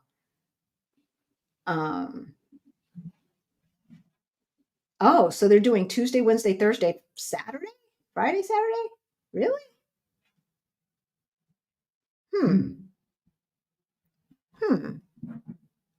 That's different. So we might have to change our days, but we'll see. Okay. All right. It's all good. Yeah, it might be the 18th and 19th. We'll see. Okay. Chris Carswell. Hi, Rick and Halisi. Long time no see. What can you tell us about the proposed NHR change? Rhonda and I are just waiting for our residency cards, but are afraid we will be too late. If you're already here, you're fine. If you're already here, you're okay. There is a way to go ahead and sign up without your residency card in hand. Yeah. And so if you're working with an immigration person, I will call and ask them how to do it. Our tax person that is going to be speaking at the summit did ours for us, but we already had our cards, of course. But she should know as well. It's not that difficult. But here's the other thing. So we might as well just talk about this now since he brought it up. Sure. When the prime minister announced the end of Golden Visa, and we've talked about this for the past month or so, but when he announced the end of Golden Visa, it wasn't the end of the Golden Visa. Yeah. What it did is make people panic. But it took a year. Politicians are good at that. Exactly. It took a year to get, now I know that they put the change in NHR into the budget for 2024, but to change over a whole system takes a little bit of time. And so it took a whole year, and there were a lot of changes that happened to the Golden Visa. So he said, Golden Visa is finished. We don't need it anymore. And then the power brokers must have called and said, brother man, do you realize that X, Y, Z and A, B, and C? And have you thought about this and how I thought about that? Now, of course, I'm making this stuff up in my head, but someone talked to him, whether it were other people in Parliament, the power brokers, both, who knows? But it went from no more golden visa to we're just eliminating a piece of the golden visa. Mm-hmm. Now, he has proposed that that it will still be enacted for people, for STEM people, science and technology. That does not help all of the investors that are investing here. So we will see what happens. I have a feeling that any changes, he's saying enacted in 2024, but we will see. I think it's going to take longer than that. And I think at the end of the day, it's not going to be a total erasure or just keeping one little piece that's really geared towards businesses of NHR, because the investment folks are saying that this makes them uncomfortable. And I don't know that any country wants to be in a position where investors do not feel comfortable investing in that country. We are definitely in a global economy. And so we depend upon, America depends upon, and most countries depend upon foreign investment. Right. And so I say that to say, don't procrastinate, but don't panic. What would you add to that, Krishan? Oh, yeah, nothing's etched in stone. I mean, look at the visa thing that they were supposed to do in the EU for 2024, that you were supposed to kind of like get this like pre-clearance, if you will. I don't know what it's called. Maybe it's e-visa. I don't know. But now they pushed it out to 2025, right? Oh. And we already did a video on it, doggone it. Yeah, so they've now pushed it out. Or even in the States, take something similar as the one now with the driver's license. I forget what it's called. That little thing they put on your driver's license, but everybody was supposed to move to that. And now they've pushed it out another 3 years, I think, or 4 years. And so by the time it was supposed to be like making everybody more secure when they fly, it's been on, by the time if it gets implemented at the last day, it'll be like 8-9 years from when it was originally supposed to be enacted. All that is to say is that, as someone who worked in politics, much like you did, Halisi, the people that are furthest from what actually happened are lawmakers. And so they have advisors and other people, and also citizens and other interest groups in their ear. So I wouldn't, Real ID, thank you in the comments. I appreciate that. Yes, Real ID is like pushed out for years. So all that is to say is, until we hear more information, which we all know the same thing, I wouldn't get alarmed. But if you're here already, you're definitely good for 2023. And we'll keep a pulse on it. And that's why we're also having that as a topic in the summit. Yes, we'll have an attorney talking about it, and we'll have a tax person talking about it. Yes. And they will have the latest that we know at that time. And so Cinnamon did a video about it, the changes as well. And I can understand why it would be disheartening, Karen Louise, because I'm not sure that everyone understands the domino effect of this, of getting rid of it, So we'll see what it ends up being. But like Krishan was saying, it's not going to happen tomorrow. Don't procrastinate, but don't panic. Exactly. Come to the summit, get the information to speed up your move. Because it's not going to last forever. That is for sure. No, it will not last forever.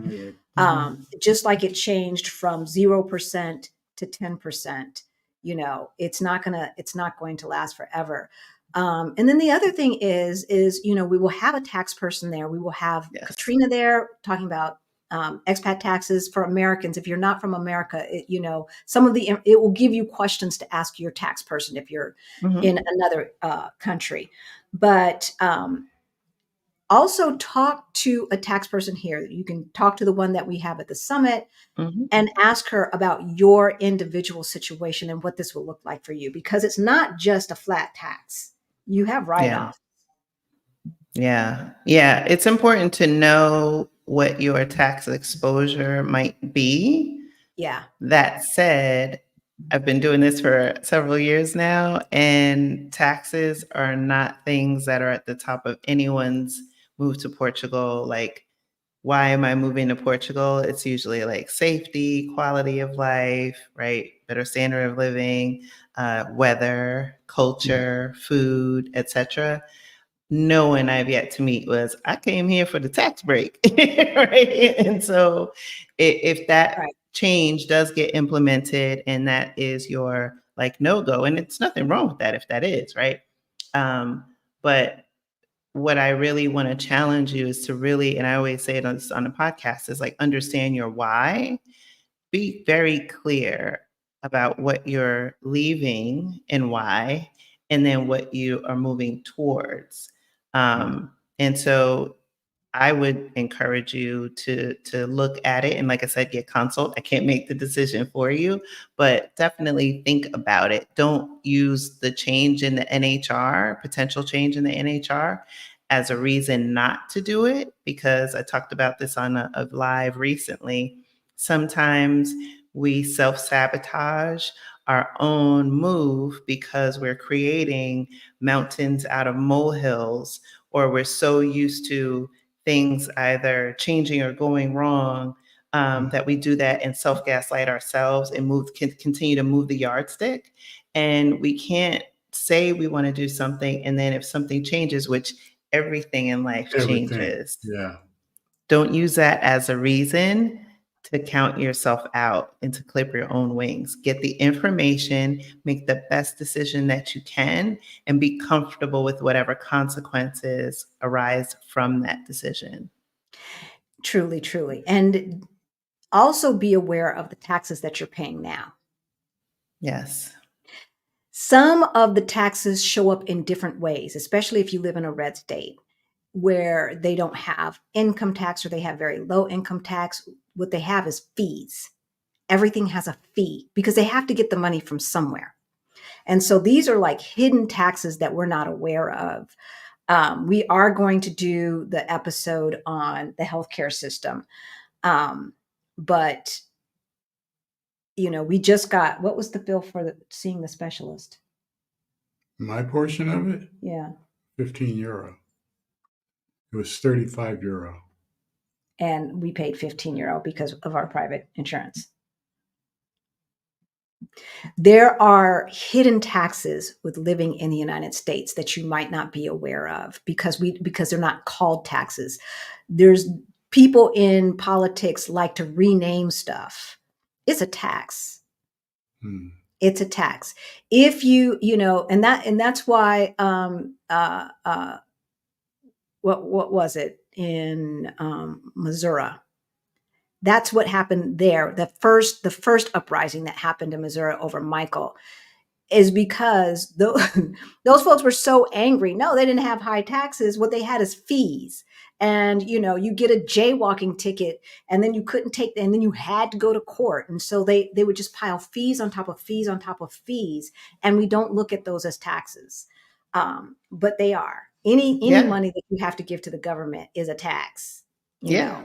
And so you look at that, then you also look at of what healthcare costs, what insurance costs, and make informed decisions. And so, if NHR changes and it goes up a bit, you do definitely want to take into consideration healthcare. How much does healthcare cost and things like that? So Summit will address the changes with current NHR. Also, NHR was always set up for 10 years. So addressing regular US Portugal taxes would always need to be addressed at some point beyond the 10 years anyway. Absolutely right. Absolutely right. and so that's why it's going to be very important for you to talk to a tax specialist like Sandra. We have two Sandras. We have Sandra Thompson, who is the tax person, and we have Sandra Gomes Pinto, who is the immigration attorney. So the tax Sandra, it's important to talk to someone like her who could tell you, if there were no NHR, what would I be paying? And then also, with NHR, what can I expect to pay? Because again, it's not a flat tax. How do you apply for the scholarship? So the scholarship is only for Beyond the Bling, Money Mindset Makeover for Financial Independence. And we've got giveaways that we're doing at the summit, but I don't know, we haven't talked about any for the summit itself, for the tickets for the summit. And the reason I was giving folks is because if you can't afford to go to the summit, you probably can't afford the move right now. It's not an inexpensive endeavor. I'm just going to be honest. It's not.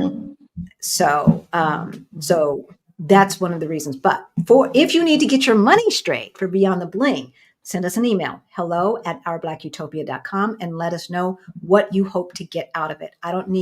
We don't want to hear, about your financial situation or this or that. We're going to trust that you cannot afford it, and that's why you're emailing. And we just want to make sure that what you hope to get out of it is what you will get out of it. Okay. So that's all you need to do. Oh yeah, but to go back to the giveaways, is that some of our speakers are giving some giveaways. So for attending their sessions live, you'll be entered to win. Our friends at Border are doing some giveaways. So for people that need to open a bank account or get a NIF, definitely you want to be in that session. And then Start Abroad as well. So pet relocation folks.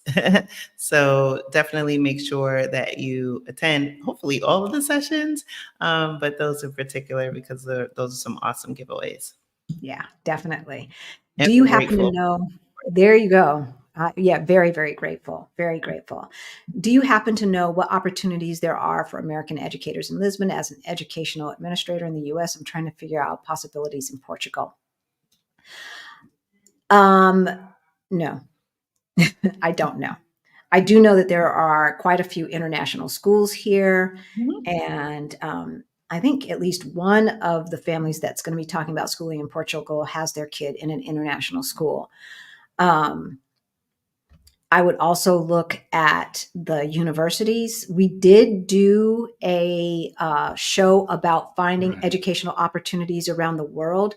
It's called How to Leave America ASAP, or How to Leave the US ASAP. So I would watch that episode because she is an educator. Yeah, and she was talking about all of the websites and everything else that you need, and how to find those jobs in education, as well as other areas as well. But it was really heavily education focused. I do know that the university that our friend is attending here, they teach in English. So if they teach in English, I'm assuming that they would want English educators as well, English speaking educators as well. But Carolyn, yeah, that's what I would do. Because look, I ain't trying to work. And Krishan put me to work with this summit. And so I answered that. Thanks, Cassandra. Okay, with the all access pass, it mentions one-on-one time with guests for questions. How will that work? Not one-on-one time, but on camera time. So, as opposed to like this, where we're just taking your questions, we'll do a Zoom room, and both with Michael and with Sandra. So it won't be one-on-one with Sandra or one-on-one, but it'll be all of the all access pass people with, the Brady Bunch, with everybody's camera on, who wants their camera on, to ask that question and a follow-up question there in real time. So that's what it is. And then we've got Monica asking, does Uber operate in Lisbon? Yes, it does. And Porto? Yes, it does. What about continental train service? Also, if you're coming to Portugal, download Bolt, BOLT, It is a rideshare application that is used here. It was also used in Spain. And so maybe I don't remember it being in the UK, but it tends to be less expensive than Uber. And I have been told that they give a bigger portion to the drivers than Uber. So we tend to use Bolt. We only use Uber in a pinch. And then as far as the train service here, so the train service within the country of Portugal is awesome. They're just a little bit behind in connecting to other countries. They're getting there. They're working on it. Getting there. Yep. They're working on it. And there's the ferry. There's a ferry. I took the ferry a few times last week. Okay. Oh, yeah. Well, so not just the metro, but the heavy rail train that would take you from Lisbon to Porto or Lisbon to Algarve, right? Yeah. So there's those trains. Then there's the metro train, which is like a subway. And then there's the trams. And then there are the trolleys. And then, of course, there are the ferries. And so your Lisbon Metro card will get you on all those forms of public transportation, except for the heavy rail only regionally. So within the Lisbon region, which includes Sintra. I think I read in Portugal news that there's plans on building a bullet train from Lisbon to Madrid. Yeah, they've been saying that. Nice. That would be awesome. Yeah, so they're working on it. But yeah, so the public transportation system here, in my opinion, is amazing. Yes, it is. Because I grew up in the western part of the United States, which is younger, built around the car with all them rubber lobbyists and oil lobbyists stopping the public transportation system. And I'm from New York City, so I know about transit systems, and I have to say, this one is easy to navigate. Even though I'm from the Bronx, New York City is still pretty complex, but Portugal definitely is well connected. Very well. And y'all, if you are a legal resident over the age of 65, the pass is free. You have to sign up for it, but it's free. Otherwise, it's discounted at €20 for the Navigante Pass. You do not have to be a resident to get the Navigante Pass. So if you know you're going to be here for a month, 2 months, 3 months, or you're going to keep coming back here, go ahead and get the Navigante card. You got to get there early. Yeah, I was in line for I said 4 years. I almost said 4 years. It felt like 4 years. It was 4 hours. But the pass is good for 6 years. Yeah. You just you can top it up. You can put more money on it or pay for your monthly at the kiosks. So that's no big deal. I was going to ask you because we're coming toward the end of the month. Like I don't have to wait till the day of, right? I can do it like 2 days before. Yeah, a couple days before. It's the 25th on. You can do it. Oh, nice. Okay. Yeah, because I was like, ooh, how do I avoid like the line? Yeah, because those lines will get out of control. But we have been very fortunate and not run into the lines. I am starring all y'all's questions. But there's another one that you can get a version of it that's not like the one that like we have with our picture on it. There's one that is similar for tourists that they can get for like a 30-day. It's a Viva card. Yeah, there you go. So we did a video called "How to Get Around Lisbon." It's really how to get around Lisbon, public transportation in the Lisbon metro area. So you should watch that. The Viva card is a paper card. It is good forever. You can keep topping it up. So we keep, like when we came for our scouting trip, we got the Viva card. We put money on it. It gives you a discount on the ride. So like from, let's just say Lisbon proper to Cascais may be €1.85, but with the Viva card, it might be €1.45, something like that. And when you swipe it, the little thing shows you how much money is left on it. Oh, wow. A Portuguese person taught me that. I didn't know that. No, see, that's why you got to have some Portuguese friends. Yes. So we keep those paper cards for when guests come to town. Yeah. We put money on before they come. That way, when we're going around the city, we don't have to stop and get tickets every single time at the metro. So those Viva cards are good forever. or at least for years, because we've had them for over a year now. And Yeah. you just put money, you go to the kiosk, put it in As there, long as you don't bend bend them it or and stuff. anything. Yeah. Put money Okay. on them, and you can just keep adding money to them. So yeah. All right. Let's get to the last day, and then we'll take questions and we will let y'all go. So Sunday. We are going to start off with the healthcare system and health insurance. This Yeah. is a session and a half by Michael, the co-founder of Serenity Care, one of our sponsors for the summit.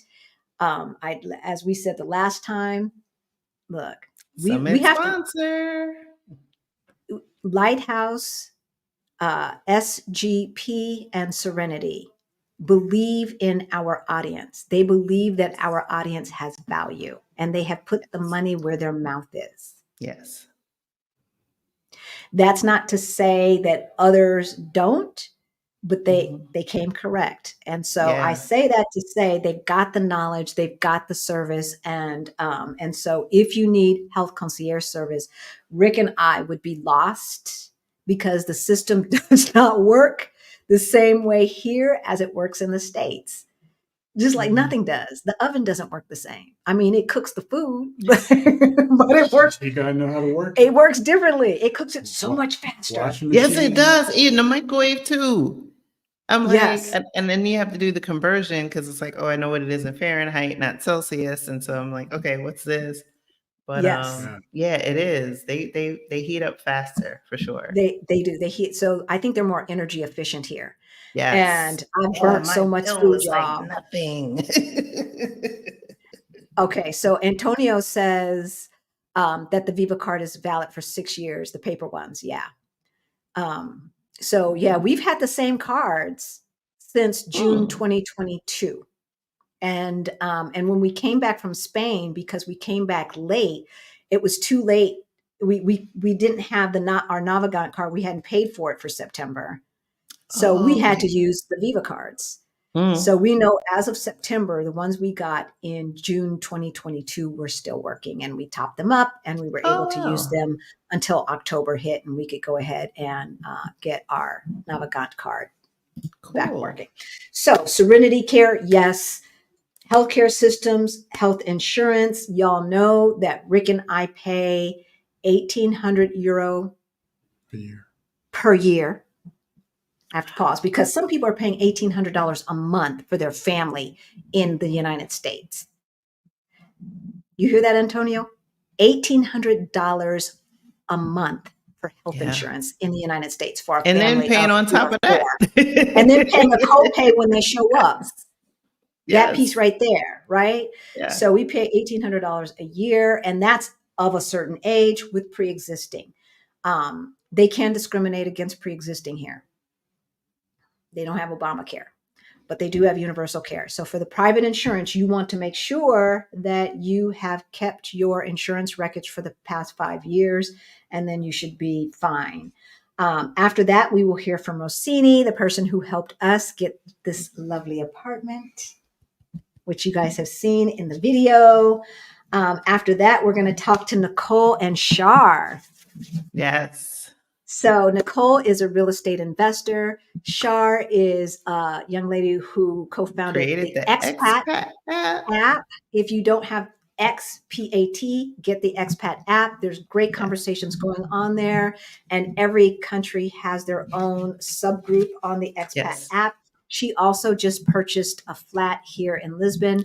So you're going to hear from a private person who is not a real estate professional and her experience, as well as someone who is a United States real estate expert who came here to do something very similar and bought a whole building. So they will give you that information. And then we will wrap that up for the all access people with the rules, laws about real estate from Colleen, who will also give a 2024 outlook on the real estate market in Portugal. 2024 outlook. Yes, I said Colleen that right. From Portugal, the place. And that's the team that helped me get this lovely place. Yay. Yay. Exactly. And then we'll wrap it up, y'all. And that is the summit. We are so excited. We have got a plethora of amazing speakers, and it's going to be jam packed. Get your notebooks ready.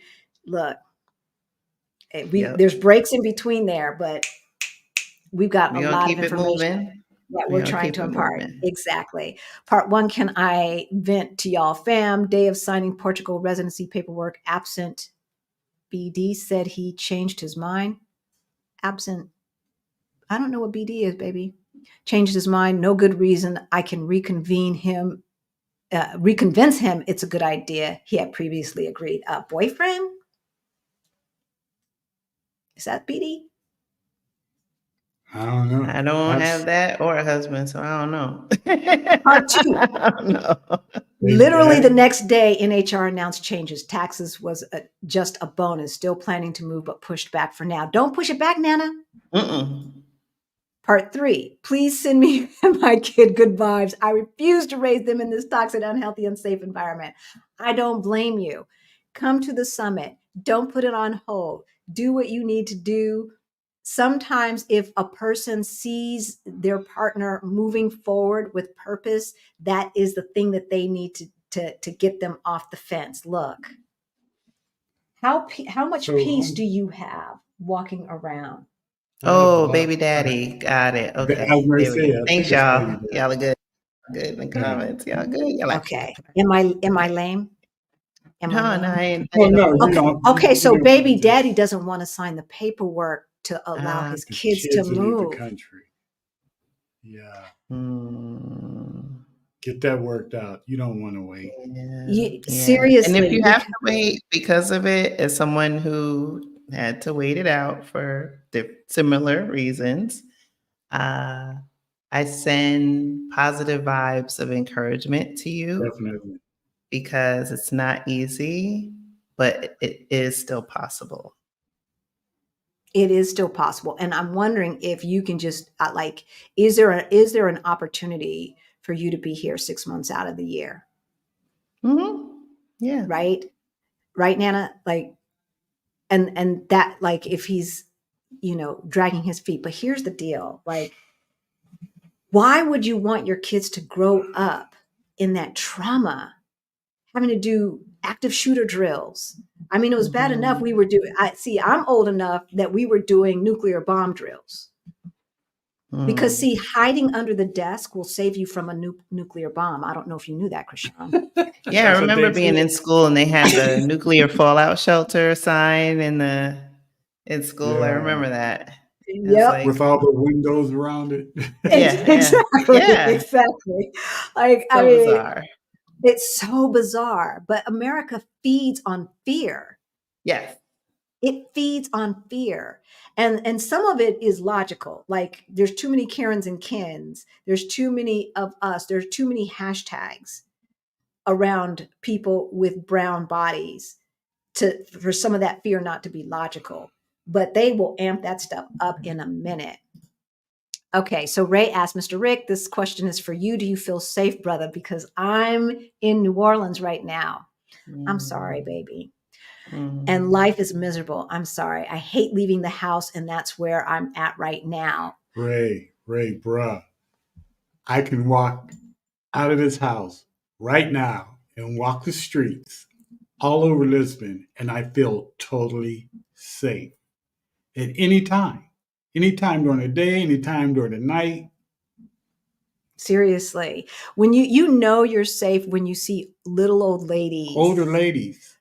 Walking at 10:30 at night. And they ain't clutching their purse. No. Nope. And their head is not on the swivel. No. Yep. And the police aren't messing with you. No. Just because you fit the description. Thank you. I mean, my dad was thrown down on the ground in his suit in the United States with guns pointed at him until the bank manager ran out and said, "No, that's not him. That's not him." And there's some other brothers that are in the chat. I know Craig was in the chat, and Malcolm is there. Malcolm is there. They can tell you that. Yes, they can. All you guys could pitch in and let him know. That's why we're having the men's talk at the summit because of that. Because there is a type of peace here now. I have asked some of the young brothers, like, because usually the harassing gets really bad between the ages of like 18 and 30, the young men.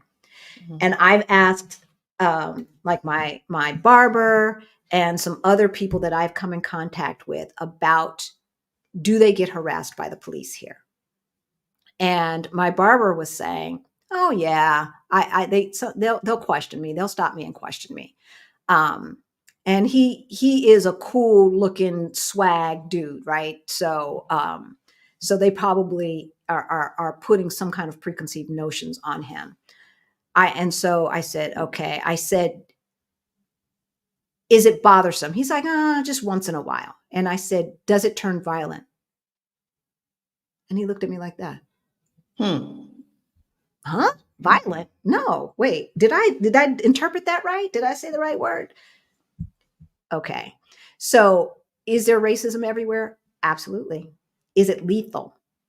No, not for the most part. Now I'm never going to say never, but I'm going to say not for the most part. Like 99.9% of the time, the cops don't even pay attention to us.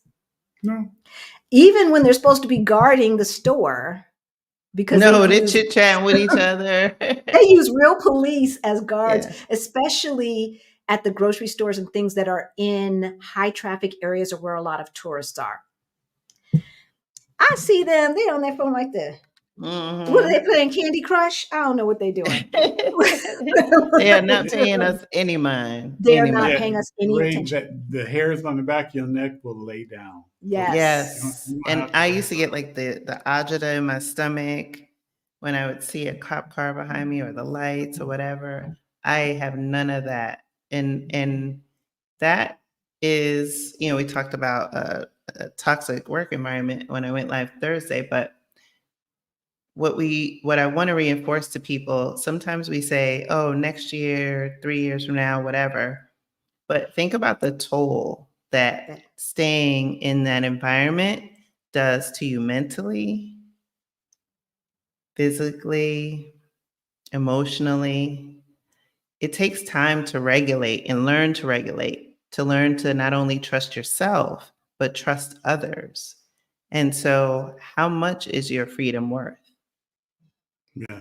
How much is it to have peace of mind? Yes. And for many of us, this will be the first time that you have that level of peace, and not just for a vacation, right? This can be your everyday.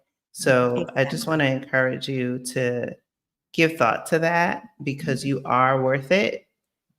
You are worthy.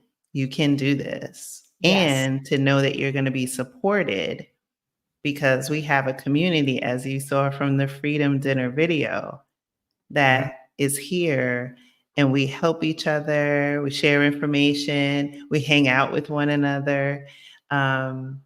It's good. It's a good life. It's a good life. I still pinch myself, and it's been over a year. I still pinch myself. Like, wow, this is our life, sweetheart. Yeah. This is our life. Like, we get to it, we don't have to, it's just, it's mind blowing. And I can't emphasize enough what Krishan said. Stress will take you out of here. Whew. There is a reason why adjusting for healthcare options, adjusting for income, adjusting for education, Black folks in the United States are still dying earlier. That stress will take you out. When I left the United States, my hair was falling out and I was 120 pounds. And there is no way that I should be 120 pounds. I was stressed Michael's in the comments. out. Hey, Michael. I was stressed out. So does Portugal have a country cocktail? Antonio, if you're in the chat, I know Rui's not in the chat today. I don't know who else of our Portuguese friends are in the chat. I don't know. A country cocktail, like a drink? Yeah. A drink? Like they have a country beer. We definitely, yes. So wine is the thing here. Wine is the thing, Jess. Vinho, and you can get it. you can get very, very nice, good wine for pennies on the dollar. Seriously, it's just the wine here. And then It's sangria. always going on sale too. Yeah, it's Ooh, always. that's Great sangria. wines on sale. But Yeah, sangria is yeah, a yeah. southern Spain thing. Now, it could be a southern Spain, southern Portugal thing. That I don't know. I don't know the history of sangria, to be perfectly honest. But I heard from the people in northern Spain that sangria is a southern Spain thing. So I don't know. I Oh, don't know. gingia. Yeah, Malcolm said maybe gingia.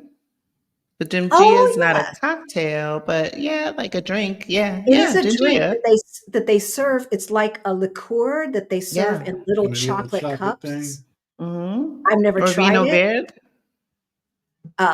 Yeah, That's the green wine. green Yeah. wine, Vino It's Verde, very good. I don't which Very know. good.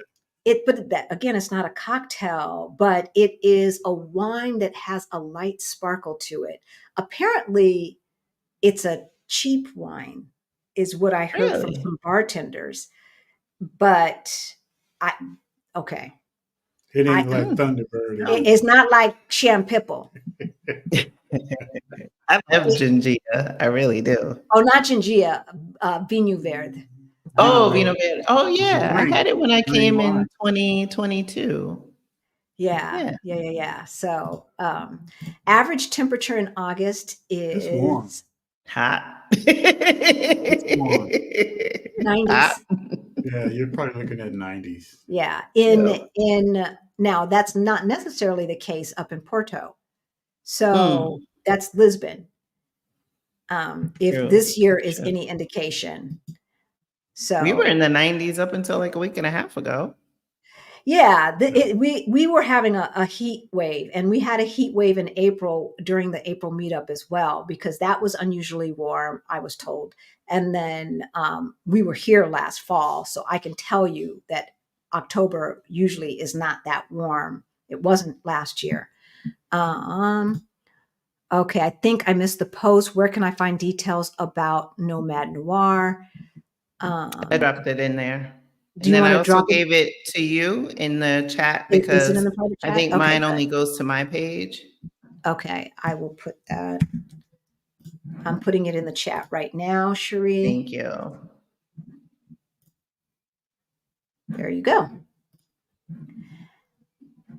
So for those who are tuning in late, we are talking about all things Portugal. We talked about the NHR. We talked about the summit coming up, and how you can speed up your move, so that you don't necessarily have to wait until all and miss out on any kind of opportunities if if that tax thing was one thing that was keeping you. So I know for us, we were looking at Spain and we were looking at Portugal, and we chose Portugal because of the tax scheme. Because of the tax scheme, this was before we visited, because of the tax scheme and because Citizenship. of citizenship, an easier path to citizenship. So when we did our scouting trip, we nixed Spain and was only going to add Spain back on if we didn't like Portugal. Once we came here, so yeah, the taxes did make a difference for us because it was going to be Western Europe. It was going to be, I was taking Spanish. Now you got to make me learn a new language? Oh, no. But then when we started hearing about some of the other pragmatic things, like the pathway to citizenship, like the tax scheme, it's like, oh, okay, well, let's move that up on the list. Once we came, okay, there's no comparison. I'm sorry. Spain is lovely, but it does not feel like home. And here, I think Lisbon is more diverse than even Madrid. I don't know. I ain't got facts to back that up. I only have my anecdotal visiting Madrid and living here to compare. It's more diverse here. I think the Portuguese people are kinder, more compassionate than the experiences that I've had in Spain. I don't want to call all Spanish people buttholes because that's not true. Obviously not. But our reception here has been better than our reception in Spain. Now that we've lived here and have visited Spain, still like it. But look, Portugal is off the chain, y'all. June 20th to the 24th is Thursday through Sunday. Okay, maybe I was looking at 2020. 2023 as opposed to 2024, Sheila. So thank you. Yeah, you were looking at it 2022. Okay, that's what she's saying. Yeah. Thank you, thank you, thank you. See, I can't do all these things at one time. I'm trying to look at the things and put this on, and thank you, baby. Thank you. Neighborhoods. Some people were having trouble with the link. Let me give you the Nomad Noir link. I dropped it again. Into the private chat. Okay. Yeah. I dropped it again for those of you watching from my page. So And just I'm in gonna put case, it in the I comments. checked it. It's working. So hopefully this one will work.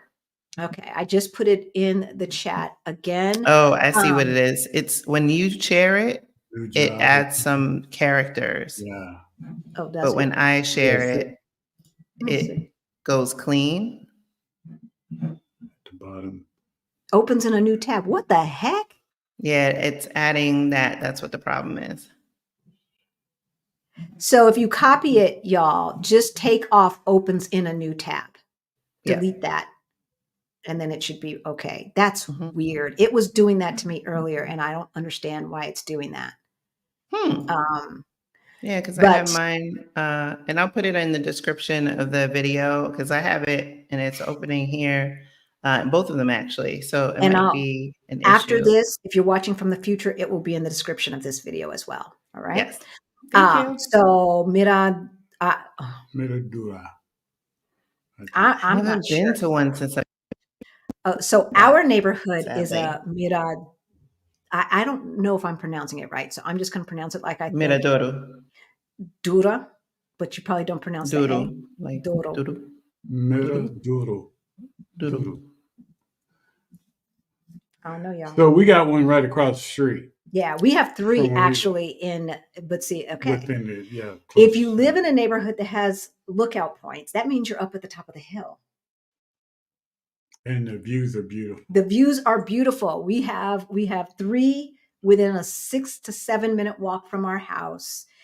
And wait, 1, 2, 3, 4 actually within a 6-minute walk, 7-minute walk from our house. And it is beautiful. As a matter of fact, some of the drone footage that Rick has that are in the Why Portugal shows some of those views. We can see them from our back door, especially when it's not foggy. But again, you know that if you live in a neighborhood that has lookout points, that means you're going to be at the top of the hill. So where's the metro? At the bottom of the hill. Exactly. So and when you get off that metro, you got to get back up to the top of the hill. Yes. Now, I don't mind it most of the time because that's part of me staying in shape so I can live a healthier life to 102. But we walk up 3 hills. Yeah. Oh, and I walked that the other day. Woo. Baby. Now we could take a bus. There are 2 buses that stop right outside of on the main boulevard of our door. We're on a cul-de-sac, but on the main boulevard, and we could avoid the hills. And those stairs. I was like, yes, and we're in a walk-up. We are in a walk-up, and I had to get up from the thing. Oh, see, you walk the wrong way, baby. We don't walk those stairs. Like, y'all do this every day. No, you can stairs. I mean, the hills ain't all that much greater, but the stairs are like, oh. You can I had to take a break halfway. I was like, look. I knew you did. Look, you can set your map so that it avoids stairs. I didn't know. I was like, we didn't either. I went to the next set, and I was like, oh, it can't be. I was like, ooh. And I said to myself halfway, I said, okay. I said, all right, God. I said, I wanted this in my life, so let's do it. Yes. I had to coach myself up there. The tax treaty, Greta, should eliminate the paying double tax, being double taxed. Okay. So this is something else that we're going to talk about at the summit, but the tax treaty should help avoid that. No double tax. Yeah. Okay. Cassandra asked, how far in advance of move should a bank account be opened and a NIF obtained? We obtained our NIF in February 2022. We came here in June 2022 for our 1-month scouting trip. We opened the bank account then. We went home, filled out the paperwork, packed, and came back in September. So that's what we did. Mhm. How much in advance did you open your bank account? Oh, just a couple months. Let's see. I think I opened mine in April, and then I came in September, somewhere around there. So when you were here for the meetup. After, or maybe it was right. No, actually, it was right before the meetup. That's right. Okay. It was right before the meetup because I needed it open and my NIF and everything because I needed to do all the stuff in the apartment. So yeah, Exactly. I opened it around March, and then had everything in place. Yep. Yeah, you definitely want to have it before you start apartment hunting. Yes. Is obtaining experts to assist you with the docs process is residency pricey and necessary or a luxury? I'm not that versed in Portuguese, and so I pay money. So You can pay do people.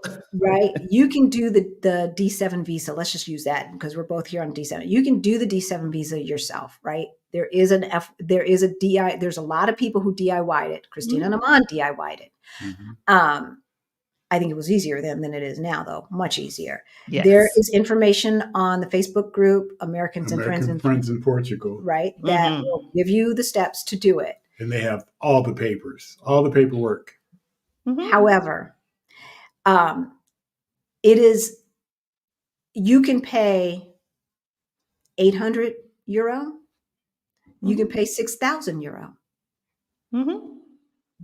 How much you want to pay? Because there's somebody out there that will charge you. The first people that we were going to go to said 6,000 for Rick and I.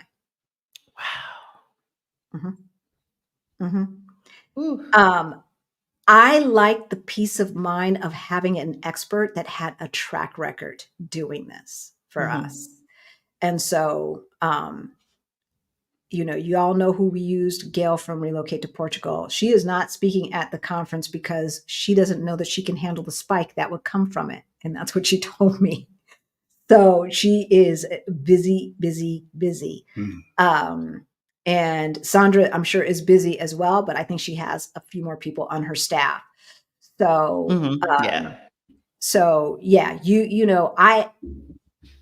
I suppose it could be looked at as a luxury, but this is an expensive proposition in that, plane tickets and all of this stuff, you have to get a 1-year lease. You're probably going to be paying for an apartment that you're not staying in yet. All of this stuff. It's not an inexpensive process. And I would hate to do all of that stuff and then make a rookie mistake. And have to start all over again because you got denied. So that's how I look at it, Cassandra. I would look at it as part of the investment for peace of mind. If you are really confident in your ability to cross them T's and dot them I's, then go for it.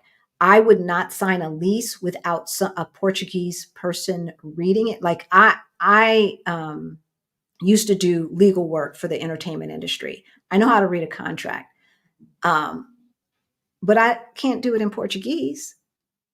And it doesn't matter that there's an English translation because sometimes the English translation was not mimicking what the Portuguese said. Not that our landlord was trying to cheat us. He just doesn't pay attention to details sometimes. And he was like, oh, I'm sorry, just change it however you want, right? We love our landlord. So I don't want to be disparaging, but he's a layman. He's not an attorney. And he probably got a template from somewhere and then put it in Google Translate and hope that it was right. He doesn't speak English that well.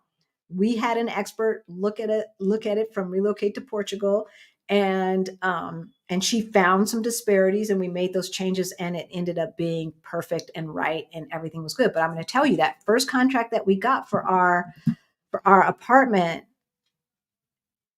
I had the folks at Relocate to Portugal look at it, and she was like, basically, what is this nonsense? Yeah. What is this I nonsense? just pay the money because, also like whatever you have going on, I didn't have the time to devote to do it all. Right. I have my daughter who is, a senior in high school, do the show. The podcast was still being recorded. Had to find an apartment, had to pack all the stuff, get stuff away, sell stuff, change states. I was like, So pay why the did you money. change states, Christian? For those Well, folks who one, don't because I have understand. no other, aside from my brother who's still in the comments, I don't really have any ties to Jersey. And my mom's in Florida. And Florida is one of 9 states in America that has no state income taxes. So as far as taxes go, if as long as you're a United States citizen, you have to file. That doesn't mean you pay, but you have to file. But for the state, the treaty is not with your state. The treaty is with the United States. So if you live in California, you might want to change residencies to Nevada. If you live in New York, you might want to change residencies for a lower or no income tax state before you make this move. Do I purchase our transportation card at the airport and I am in Lisbon for 30 days? You can get a Viva card from the kiosks, but not the Navigant card. And so I think Cassandra asked the same question. And so you can get a Viva card at one of those kiosks if you get in early enough. If it's late, I don't know if the machines, can you get them from the machine? You can get them from the machines as well. You can get them from the machines, but they usually have a booth set up with a person in there that can help you if you land during working hours. Can you use your phone to swipe metro rides? No. They're getting there. I think that they're trying to come up with something where you can do other things with your Metro card to be able to access and add money to it and stuff like that. They are working on that. I did read that. Yeah, I have not seen turkey bacon here. However, I haven't looked for it in Cortez English, which has a lot of American type stuff in there.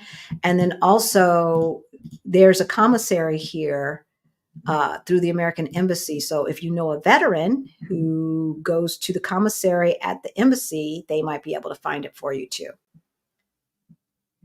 Okay, we're going to wrap this up. Vicky, is Santander Bank considered a Portuguese bank? Do we see that in Spain? I can't remember, Vic. They have them here, but yeah, I know they're here. I mean, but Millennium's not a Portuguese bank. Millennium's a Spanish bank. Yeah, I'm not sure. I think Novo Banco is Portuguese, and there's then a couple that are Caixa Portuguese. Geral or something like that is Portuguese. Banco Montepio. Yeah, that might be a Spanish bank. Not sure. Don't take my word for it, but yeah, but they're here. They're here. What is the name of an area that has the best swimmable beach? I heard folks say it's nice beaches, but they're not very swimmable. There's an app called Infopraia, and you can download it from the App Store and put in your particulars, and they'll give you the beaches. Yeah, when you say swimmable, do you mean to swim? Then you probably want a bay and not a beach with the waves. So in Lisbon, I'd say the easiest one is Cascais, because they even have a part blocked off where the waves don't come, and then they also have like big blow up like amusement stuff out there in the water, like a slide, a blow up slide, and all of this stuff out there in the water in Cascais. So that would probably be the most swimmable if you're talking about really like this kind of swimming you would do in a swimming pool. Now, if you're just talking about getting into the water and jumping the waves, that's all I do. Then Costa de Caparica, and then basically any of the beaches after you leave Metro, once you get to the ocean, because the water that is here is the river, and then there's a bay. Seychelles, Troya also has a nice beach. I've heard. That's down past Stubal. You have to take the ferry from Stubal to get there. They have it's beautiful. As a matter of fact, we did a video and we show you that beach, and it's like a bay. So there's sand and all of that, but it's like a bay. So they're not the big waves and things like that. And Auntie Trey, I dropped it in the link. It's info Praia, Praia, and then drop the name again in the comment. Thank you. Where did you stay during your 1-month scouting trip location? We stayed in an Airbnb on the other side of the river in Casillas. So you guys know that the Teju River goes in between the metro area, right? So Lisbon proper is on one side, and then Almada's on the other side, and then there's Seixal, not Sesimbra, Seixal, etc. A little bit further north. But we stayed in Casillas, which is a 10-minute ferry ride to Lisbon proper. Mm-hmm. And it was less I did expensive. that the other day. Did you do that one? I did that one the other day. How do we sign up into the summit? Will we get a link before the summit with instructions and a password? You should have already gotten your password when you signed up and paid. So if you're having problems getting in and seeing the view of a registered person, then send me an email and take a screenshot of what you see and send me an email at hello@ourblackutopia.com. And we'll see what's going on. How much can we expect to pay for a studio apartment in Lisbon? Thanks, Heidi. You can pay as little or as much as you want to pay. True. And you will pay for what you get to a certain extent. I know someone who is on the other side of the river who has a 1-bedroom for €600 per month. And then we know someone who had a studio plus a loft on this side of the river for €800 per month. Could you pay 2,000? Yeah. Mm-hmm. Could you pay less than 600? You might not want to live there. You might not want to live there. So Germany has inexpensive wine too. It looks like Spain does not. Now, coming from America, you might think Spain's wine is inexpensive. But coming from Portugal, I got my feelings hurt. I got my feelings hurt. Okay, we got that one. All right. I think we did it, y'all. I think we did it. We got one more. As I saw, I think my brother had one. Okay. Black Widow, send us an email. Uh-oh. Let's see, where'd it go? He wanted to know about Spain. What was the reception like in Spain? Because Sandra she did not have a pleasant experience either in Spain, and she's not Black. No.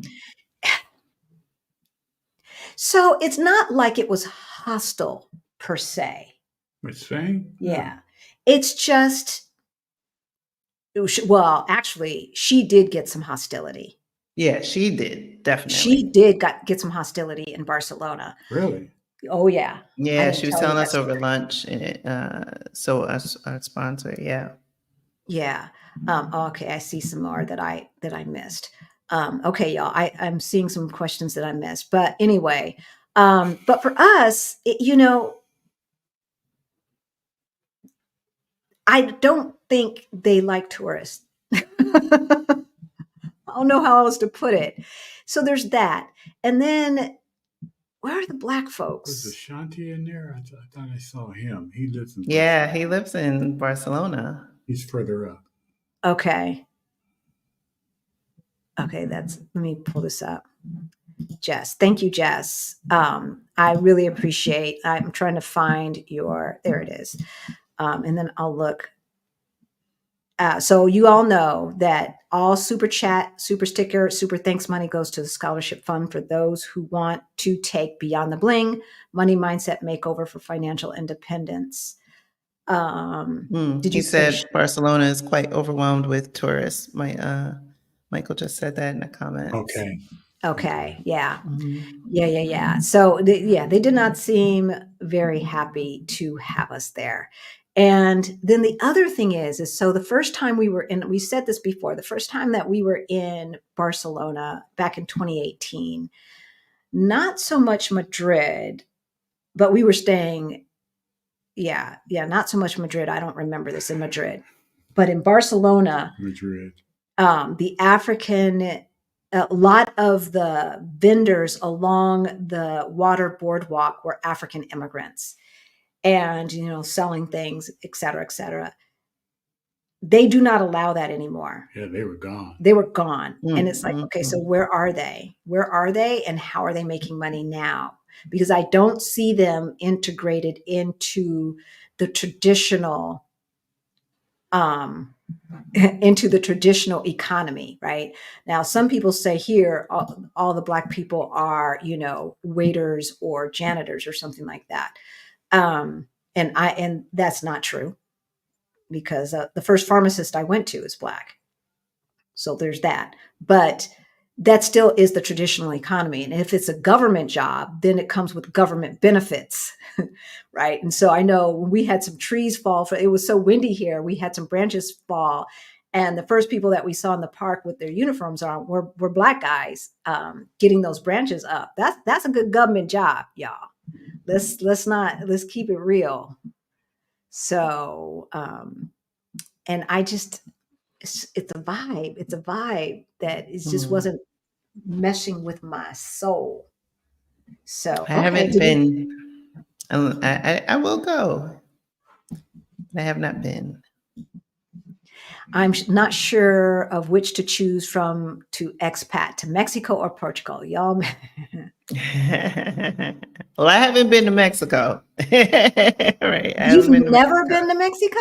No, I've been to 16 countries, not been to Mexico, not been to Spain. Okay. Mm-hmm. Mexico is always a good choice. You know what it is? It's because I go far. Like right. When I go, New it's Zealand. like New Zealand, Singapore, Indonesia. Like I just go far, right? Yeah, Dubai. there you can see the American influence on Mexico. Okay. Okay. I'm looking forward to going though. I definitely want to go to Blaxit Cocina in Mexico City. Yes. Looking forward to that. Yes. Would love to go to definitely. San Miguel de Allende. I had Michelle on the podcast, I think in season 2 or 3. Okay. So yeah, I would definitely love to go to Mexico and see for myself. Yes. But yeah, I have not been. So Cheryl, we have permanent residency in Mexico. Get residency. Just get the residency. Because it's easy. Right now it's easy. It might not be the case next year or the year after that or the year after that. God only knows what happens with this 2024 election. I don't know. Whew. I'm so glad I'm not going to be there for the election. Right. So get your passports now. They were saying a few months ago, 500,000 applications per month. A week. A week? Oh, it was a week? Yeah. Y'all. So, there's a big difference between Mexico and Portugal, and you really can't compare them. It's apples and oranges, except for the fact that it's because some people say, well, there's big beef going on between Mexicans in LA and Black folks in LA. Those are Mexican Americans. Yeah, those are Mexican Americans. They didn't drink the Kool-Aid and stuff, and they pit us against each other. They pit people of color against each other. So just like Irish Americans don't act like the people in Ireland, right? You might get a lot more racism from an Irish American than you would get visiting Ireland. The same is true in Mexico. The Mexican people that I came in contact with were delightful, cool, chill. I remember I was trying to hurry up and pay the Didi, which is kind of like a Uber. And he's like, relax, we're in no hurry. You're in Mexico now. And I'm like, oh, thank you. Thank you for reminding me. So that's why we got both. And if you can do both, do both. Do both. And spend some time in Mexico. Spend some time here. It's a much different vibe. A lot of the places in Mexico are not as walkable as Portugal is. So there's that. If you want to live in Merida, you're going to need a car. If you're going to live by the beach, you might need a car. If you live in the center of those areas, you might not need a car. In the El Centro areas, you might not need a car. Those parts are walkable. CDMX is walkable and has good public transportation. But where we were in Puerto Vallarta, it was walkable in that we could walk to the beach, but it wasn't a pleasant walk to we couldn't walk to the city center or anything. And it's hard. And it was a little difficult to figure out the public transportation system. So had we been there longer, we probably would have gotten it down. But so there's that. I mean, the little white vans. Yeah, the colectivos. That was funny. So yeah. So all right. I think we did it, y'all. I think we did it. We are going to be talking about what it takes to start a business in Portugal, because it's different. There's people here that's done it. There are people here that have done it, and there are people here who have not done it the right way.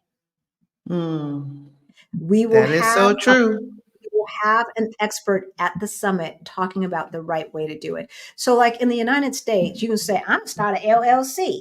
And you go down to your Secretary of State, or you go online to Secretary of State in Colorado, you pay $50. You get your EIN from the federal government for free, and you file your taxes. If you don't make a dime, you don't pay a dime.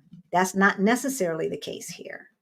So come to the summit, listen to the experts, and they will give you the 411 on starting a business in Portugal. And then to the tax people also about that as well. So, all right.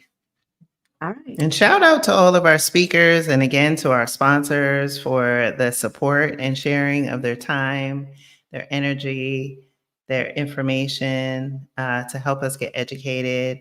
And, I definitely am going to have my notebook out, because there's some things that we're talking about specific, that people have to look forward to, like taxes, but things that they have to plan, wills and estates, so whether your move is in 2024 or 2025, there's definitely components of this that you'll want to pay attention to, and hopefully just going there will accelerate your timeline. Exactly. And 1 second, sweetheart. The other thing is that you come to the summit, you get the little things done first. Yes. Get your bank account, start doing those things.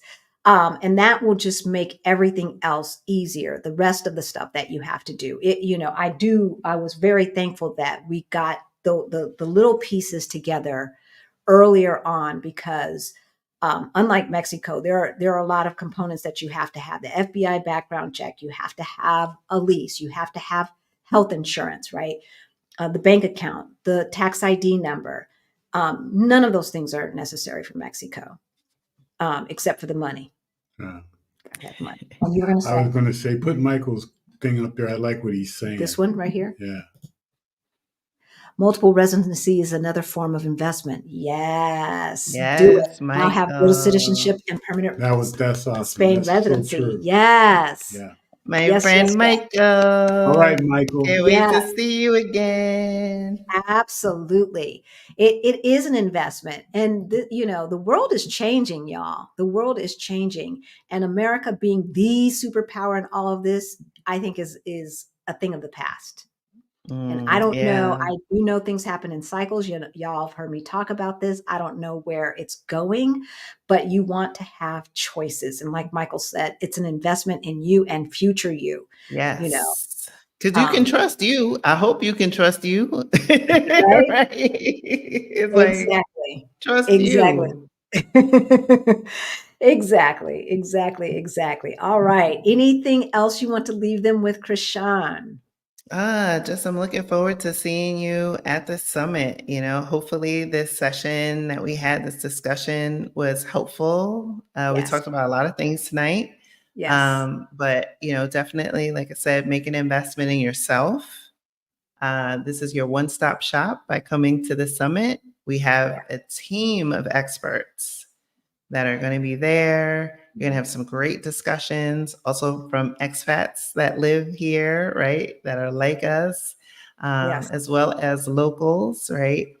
So whether you're trying to put, children in school, concerned about healthcare, quality of life, where to live in the country, how to start a business, the tax issues, Like, this is the summit that you want to get all of the information to help you get here, so we can hopefully celebrate you at the next Freedom Dinner. Yes. Yeah. Y'all can see Halisi dance, and Rick. Rick was dancing too. So Yeah. I think someone just became a member of Blaxit Global.